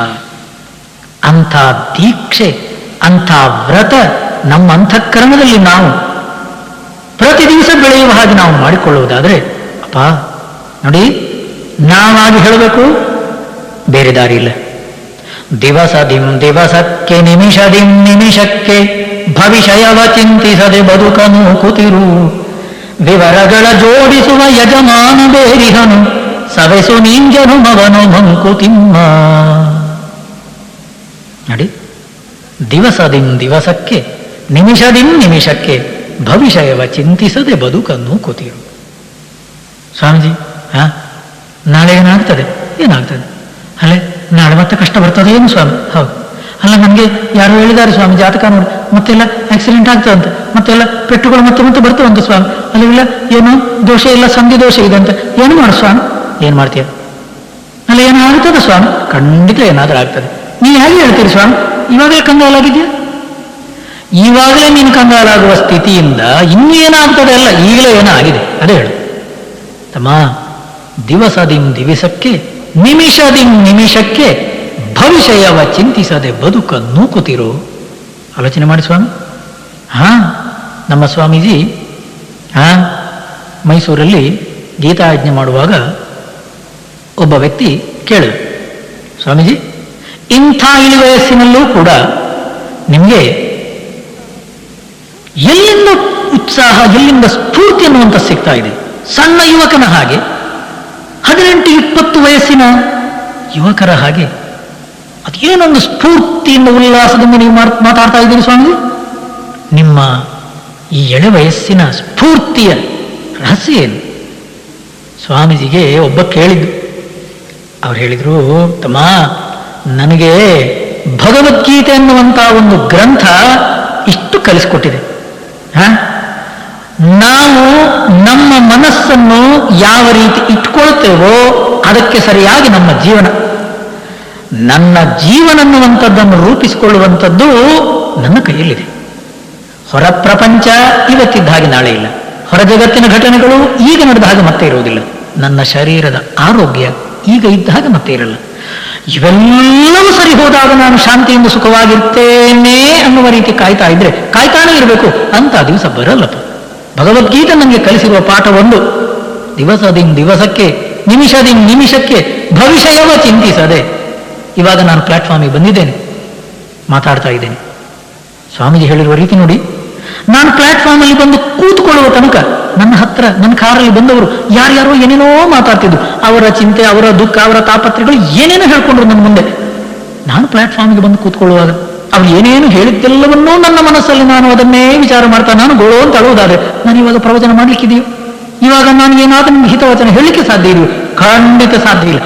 ನೋಡಿ, ಪ್ಲಾಟ್ಫಾರ್ಮಿಗೆ ಬಂದಿದ್ದೇನೆ. ಇವಾಗ ಕಣ್ಮುಂದೆ ಇರುವ ಕೆಲಸ ಏನು ಕೆಲಸ? ಶ್ರದ್ಧೆಯಿಂದ ನೂರಾರು ಜನ ಬಂದು ಕೇಳುವವರು, ಶ್ರೋತೃಗಳು ಬಂದಿದ್ದಾರೆ. ಅವರಿಗೆ ಮನಮುಟ್ಟುವ ಹಾಗೆ ಹಿತವಚನಗಳನ್ನು ಹೇಳುವುದು, 4 ಸಾಂತ್ವನದ ಮಾತನ್ನು ಹೇಳುವಂಥದ್ದು, ನೆಮ್ಮದಿಯ 4 ಮಾತುಗಳನ್ನು ಕೊಡುವಂಥದ್ದು ನನ್ನ ಧರ್ಮ. ಬಾಸ್ ಪ್ಲಾಟ್ಫಾರ್ಮಿಗೆ ಬಂದ ಕೂಡಲೇ ಹಿಂದಿದ್ದನ್ನೆಲ್ಲ ಮರೆತು ಬಿಟ್ಟೆ. ಮುಂದೆ ಏನು ಅಲ್ಲ, ಇವಾಗ ಪ್ಲಾಟ್ಫಾರ್ಮಿಂದ ನಾನು ಕೆಳಗಿಳಿದ ಕೂಡಲೇ ಮಧ್ಯಾಹ್ನದ ಊಟ ಉಂಟೋ ಇಲ್ಲೋ, ಅಲ್ಲ ಊಟ ಮಾಡಿದವರು ಸರಿಯಾಗಿ ಮಾಡ್ತಾರೋ ಇಲ್ಲೋ, ಅಲ್ಲ ಹೇಗೆ ಮಾಡಿದ ಅಲ್ಲ. ಸ್ವಾಮಿ ಒಂದು ವಿಷಯ ಹೇಳಿ, ನಮ್ಮ ಅಂತಃಕರಣ ಅನ್ನುವಂಥದ್ದು ಹಿಂದಿನ ನೋವನ್ನು ಮರೆಯದೆ ಭವಿಷ್ಯದ ಚಿಂತೆಯಲ್ಲದು ತೊಡಗುತ್ತಾ ಇದ್ದು ವರ್ತಮಾನದಲ್ಲಿ ಇದ್ದಂತಹ ಕ್ಷಣಗಳನ್ನು ಅದನ್ನು ಹಾಳು ಮಾಡಿಕೊಂಡ್ರೆ ಆಲೋಚನೆ ಮಾಡಿ ನಮಗೆ ಶಾಂತಿ ಸುಖ ಎಲ್ಲಿಂದ ಹೇಳಿ? ಅವರು ಹೇಳುವ ರೀತಿ ನೋಡಿ, ತಮ್ಮ ಮುಂದೇನು ಮತ್ತೇನು ಇಂದಿಗ ಮಾತೇಕೆ, ಸಂದರ್ಭ ಬರಲಿ ಬಂದಾಗಳ ಚಿಂತೆ, ಹೊಂದಿಸುವನಾರು ನಿನ್ನಾಳಲ್ಲ ಬೇರಿಹನು, ಇಂದಿಗಿಂದಿನ ಬದುಕು ಮಂಕುತಿಮ್ಮ. ಬುದ್ಧಿ ಮಾತಿದು ನಿನಗೆ ಸಿದ್ಧನಿರು ಎಲ್ಲಕುಂ, ಎದ್ದು ಕುಣಿಯಲಿ ಕರ್ಮ ದೈವ ನಿದ್ರಿಸಲಿ, ಅದ್ಭುತಗಳರಿದಲ್ಲ ಭವ್ಯಕ್ಕೆ ಹದ್ದಿಲ್ಲ, ಸಿದ್ಧನಾಗೆಲ್ಲಕುಂ ಮಂಕುತಿಮ್ಮ ಮಂಕುತಿಮ್ಮ. ನಾಳೆ ಏನಾಗ್ತದೋ ಸ್ವಾಮಿ? ನನ್ನ ಮಕ್ಕಳೇನಾಗ್ತಾರೋ ಏನು? ನನ್ನ ಜೀವನದಲ್ಲಿ ಇನ್ನು ಮತ್ತೆ ಪೆಟ್ಟುಗಳೇ ಬೀಳುವುದೇನು ಸ್ವಾಮಿ? ಮುಂದೇನು ಮತ್ತೇನು ಇಂದಿಗ ಮಾತೇಕೆ? ನೋಡಿ, ಭವಿಷ್ಯವನ್ನು ನೋಡಿದವರಿಲ್ಲ, ಭೂತ ಅನ್ನುವಂತಹ ಕಳೆದು ಹೋದ ಕ್ಷಣ ಅನ್ನುವಂಥದ್ದನ್ನು ನೋಡಿದವರಿಲ್ಲ.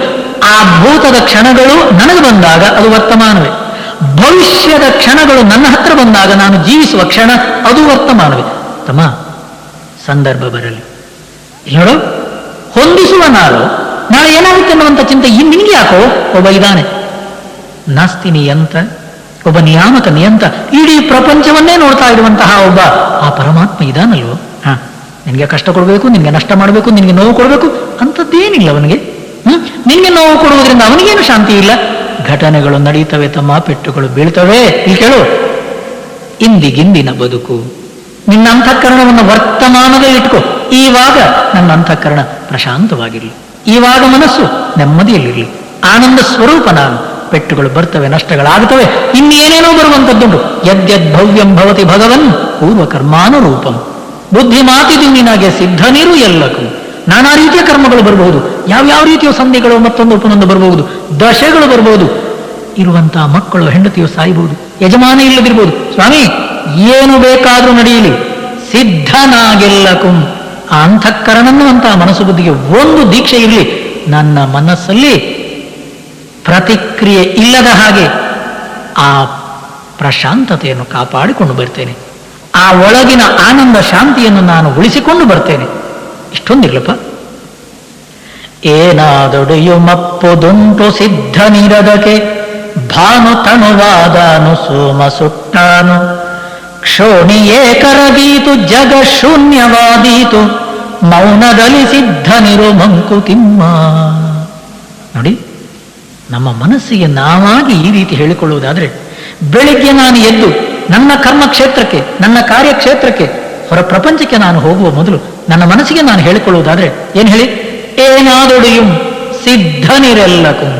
ಅಪ್ಪ, ನಿನಗೆ ಬೇಕಾದವರೇ ಇವತ್ತು ಹತ್ರ ಬರ್ತಾರೆ ಅಂತ ತಿಳ್ಕೋಬೇಡ, ನೀನು ಲೆಕ್ಕ ಹಾಕಿದ್ದೇ ಆಗ್ತದೆ ಅಂತ ತಿಳ್ಕೋಬೇಡ. ನಿನ್ನ ಕೆಲಸವ ಮಾಡು, ಶ್ರದ್ಧೆಯಿಂದ ಮಾಡು.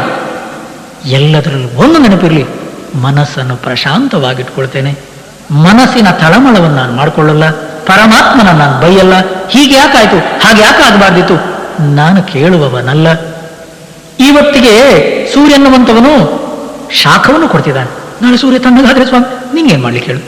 ಅಲ್ಲ, ಚಂದ್ರ ಅನ್ನುವಂಥವನು ಬೆಚ್ಚಗಾಗ್ಬಿಟ್ರೆ, ಅಲ್ಲ ಭೂಮಿ ಅನ್ನುವಂಥದ್ದು ಹೊಡೆದು ನೋಡೋ. ಸುಮ್ಮನೆ ಏನೇನೋ ಆಲೋಚನೆ ಮಾಡಿಕೊಂಡು, ಕಲ್ಪನೆ ಮಾಡಿಕೊಂಡು ವರ್ತಮಾನದ ಕ್ಷಣಗಳನ್ನು ಹಾಳು ಮಾಡಿಕೊಳ್ಬೇಡ. ಮೌನದಲ್ಲಿ ಸಿದ್ಧನಿರು.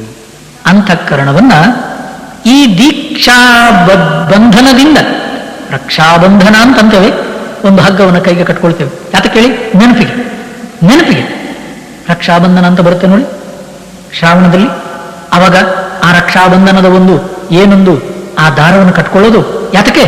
ನನ್ನ ತಂಗಿ, ನನ್ನ ಅಕ್ಕ, ಅವರನ್ನು ನಾನು ಕಾಪಾಡ್ತೇನೆ ಅನ್ನುವುದನ್ನು ನೆನಪಿಸಿಕೊಳ್ಳುವುದಕ್ಕಾಗಿ. ಇದೊಂದು ಶ್ರೀರಕ್ಷೆ. ಏನು ಹೇಳಿ?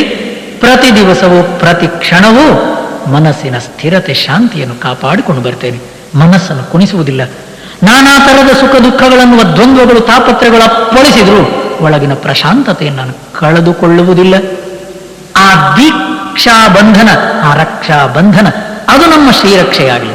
ಆವಾಗ ನೋಡಿ, ಎಡರು ತೊಡರೆನಲೇಕೆ ಬಿಡಿಸು ಮತಿಗಾದನಿತ ದುಡಿ ಕೈಯಿನಾದನಿತು ಪಡು ಬಂದ ಪಾಡು ಬಿಡು ಮಿಕ್ಕುದನು ವಿಧಿಗೆ ಬಿಡದಿರು ಉಪಶಾಂತಿಯನು ಬಿಡುಗಡೆಗೆ ದಾರಿಯದು ಮಂಕುತಿಮ್ಮ ಬಿಡುಗಡೆಗೆ ದಾರಿಯದು ಮಂಕುತಿಮ್ಮ ಮಂಕುತಿಮ್ಮ. ಕಷ್ಟ ಯಾರಿಗಿರಲಿಲ್ಲ ಹೇಳಿ? ನಷ್ಟ ಯಾರಿಗಾಗಲಿಲ್ಲ ಹೇಳಿ? ಶ್ರೀರಾಮಚಂದ್ರನಿಗೂ ಕೂಡ ಏನು ಸುಖ ಇತ್ತು ವಿಚಾರ ಮಾಡಿ. ಆ ಸೀತೆಯೋ ಏನು ಸುಖಪಟ್ಟಲು ವಿಚಾರ ಮಾಡಿ. ಯಾರಿಗೆ ಸುಖ ಇತ್ತು ಆಲೋಚನೆ ಮಾಡಿ. ನಾವೆಲ್ಲ ತಿಳ್ಕೊಂಡಿರೋದೇನೆಂದ್ರೆ, ನನ್ನ ಮನಸ್ಸಿಗೆ ಬೇಕಾದ್ದೆಲ್ಲ ಬಂದರೆ, ನಾನು ಎಣಿಸಿದ್ದೆಲ್ಲ ಸಿಕ್ಕಿದ್ರೆ, ನನ್ನ ಲೆಕ್ಕಾಚಾರ ಎಲ್ಲ ಪೂರೈಸಿದ್ರೆ, ಅಯ್ಯಯ್ಯೋ ಆ ದಿವಸ ನಾನು ಸುಖವಾಗಿರ್ತೇನೆ ಅಂತ ಆ ದಿವಸ ಬರಲಿಕ್ಕಿಲ್ಲ ಸ್ವಾಮಿ. ಜೀವನದಲ್ಲಿ ಏನು ಬರಲಿ, ಎಡರು ತೊಡರು ಎನ್ನಲೇಕೆ ಬಿಡಿಸು ಮತಿಗಾದನಿತು. ನಿನ್ನ ಮನಸ್ಸಿಗೆ ಎಷ್ಟು ಶಕ್ತಿ ಇದೆಯೋ, ಎಷ್ಟು ಬುದ್ಧಿ ಇದೆಯೋ, ಎಷ್ಟು ಸಾಧ್ಯ ಇದೆಯೋ ಅಷ್ಟರ ಮಟ್ಟಿಗೆ ಎಲ್ಲವನ್ನು ಬಗೆಹರಿಸಲಿಕ್ಕೆ ಪ್ರಯತ್ನ ಮಾಡು. ಕೈಯಿನಾದನಿತು ದುಡಿ ಬಿಡು ಮಿಕ್ಕುದನು ವಿಧಿಗೆ. ಅವನಿಚ್ಛನ್ನುವಂತಹ ರೀತಿಯಲ್ಲಿ ಮನಸ್ಸಲ್ಲಿ ಪ್ರಶಾಂತವಾಗಿ ಹಚ್ಚಿಕೊಳ್ಳಬೇಡ, ಕೊರಗಬೇಡ. ಆ ಮನಸ್ಸಲ್ಲಿ ಒಳಗಿಂದ ಆ ಬೆಂಕಿ ಅನ್ನುವಂಥದ್ದನ್ನು ಇಟ್ಟುಕೊಂಡು ಕೊರಗುತ್ತಾ ಇರಬೇಡ. ಚಿಂತೆ ನಿನ್ನನ್ನ ಸರ್ವನಾಶ ಮಾಡುತ್ತೆ ಸಾಯುವ ಮೊದಲೇ. ನೋಡಬಾ, ಒಂದು ನೆನಪಿರಲಿ, ಕಷ್ಟ ನಷ್ಟ ಪೆಟ್ಟು ಮತ್ತೊಂದು ಪುನೊಂದು ಬರುವಂಥದ್ದು ಇದು ಜೀವನ.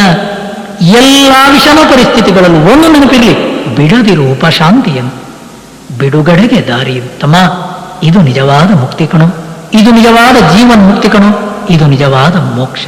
ನೆನಪಿರಲಿ, ನಗುಮನದಿ ಲೋಗರ ವಿಕಾರಂಗಳನ್ನು ನೋಡಿ ಬಿಗಿ ತುಟಿಯ ದುಡಿವಂದು ನೋವ ಪಡುವಂದು ಪೊಗು ವಿಶ್ವ ಜೀವನದ ಜೀವಾಂತರಂಗದಲ್ಲಿ ನಗು ನಗುತ ಬಾಳ್ಕೆರಳು ಮಂಕುತಿಮ್ಮ ಮಂಕುತಿಮ್ಮ. ನೋಡಿ, ನಗಬೇಕಂತೆ. ಸ್ವಾಮೀಜಿಯವರು ಹೇಳ್ತಾರೆ, ಕೀಪ್ ಸ್ಮೈಲಿಂಗ್. ನೋಡಿ, ನಗುವುದು ತುಟಿಯಲ್ಲಿ ಅಲ್ಲ, ಮನಸ್ಸು ನಗಬೇಕು. ಮನಸ್ಸು ನಗುವುದಂದ್ರೆ ಏನು ಹೇಳಿ? ಮನಸ್ಸು ಪ್ರಶಾಂತವಾಗಿರುವುದೇ ಮನಸ್ಸಿನ ನಗು. ಮನಸ್ಸು ಪ್ರಶಾಂತವಾಗಿರುವುದಕ್ಕೆ ಕಾರಣ ಹುಡುಕಬಾರದು. ಇದಾದ್ರೆ, ಹೀಗಿದ್ರೆ, ಇವರು ಬಂದ್ರೆ ಅದ ಎಲ್ಲ ಸ್ಥಿತಿಯಲ್ಲೂ, ಎಲ್ಲ ಪರಿಸ್ಥಿತಿಗಳಲ್ಲೂ, ಎಲ್ಲ ವಿಷಮ ಸ್ಥಿತಿಯಲ್ಲೂ, ಯಾವ ಜಾಗದಲ್ಲೂ ನನ್ನ ಮನಸ್ಸನ್ನು ಪ್ರಶಾಂತವಾಗಿಟ್ಕೊಳ್ತೇನೆ ಅನ್ನುವಂಥ ದೃಢತೆ, ಆ ದೀಕ್ಷೆ ನಮ್ಮಲ್ಲಿರುವುದಾದ್ರೆ, ತಮ್ಮ, ನಗು ಮನದಿ ಲೋಗರ ವಿಕಾರಗಳನ್ನು ನೋಡಿ. ಹೊರ ಪ್ರಪಂಚದಲ್ಲಿ ಒಬ್ಬೊಬ್ಬ ಒಂದೊಂಥರ, ಯಾರೂ ನಮಗೆ ಸಹಾಯ ಮಾಡುವವರಿಲ್ಲ ಸ್ವಾಮಿ. ಅವರಿಂದ ನಾನು ಶಾಂತಿಯಲ್ಲಿ ಬದುಕ್ತೇನೆ, ಇವರು ನನ್ನನ್ನು ನೋಡಿಕೊಳ್ತಾರೆ. ನಂಬಬೇಡಿ ಸ್ವಾಮಿ. ನಂಬ್ತೀರೋ ಒಳಗಿನ ಪರಮಾತ್ಮನನ್ನು ನಂಬಿ, ಹೃದಯವನ್ನು ಬೆಳಗುತ್ತಾ ಇರೋ ಪರಮಾತ್ಮನ ಸ್ವರೂಪ ಆನಂದ ಶಾಂತಿ.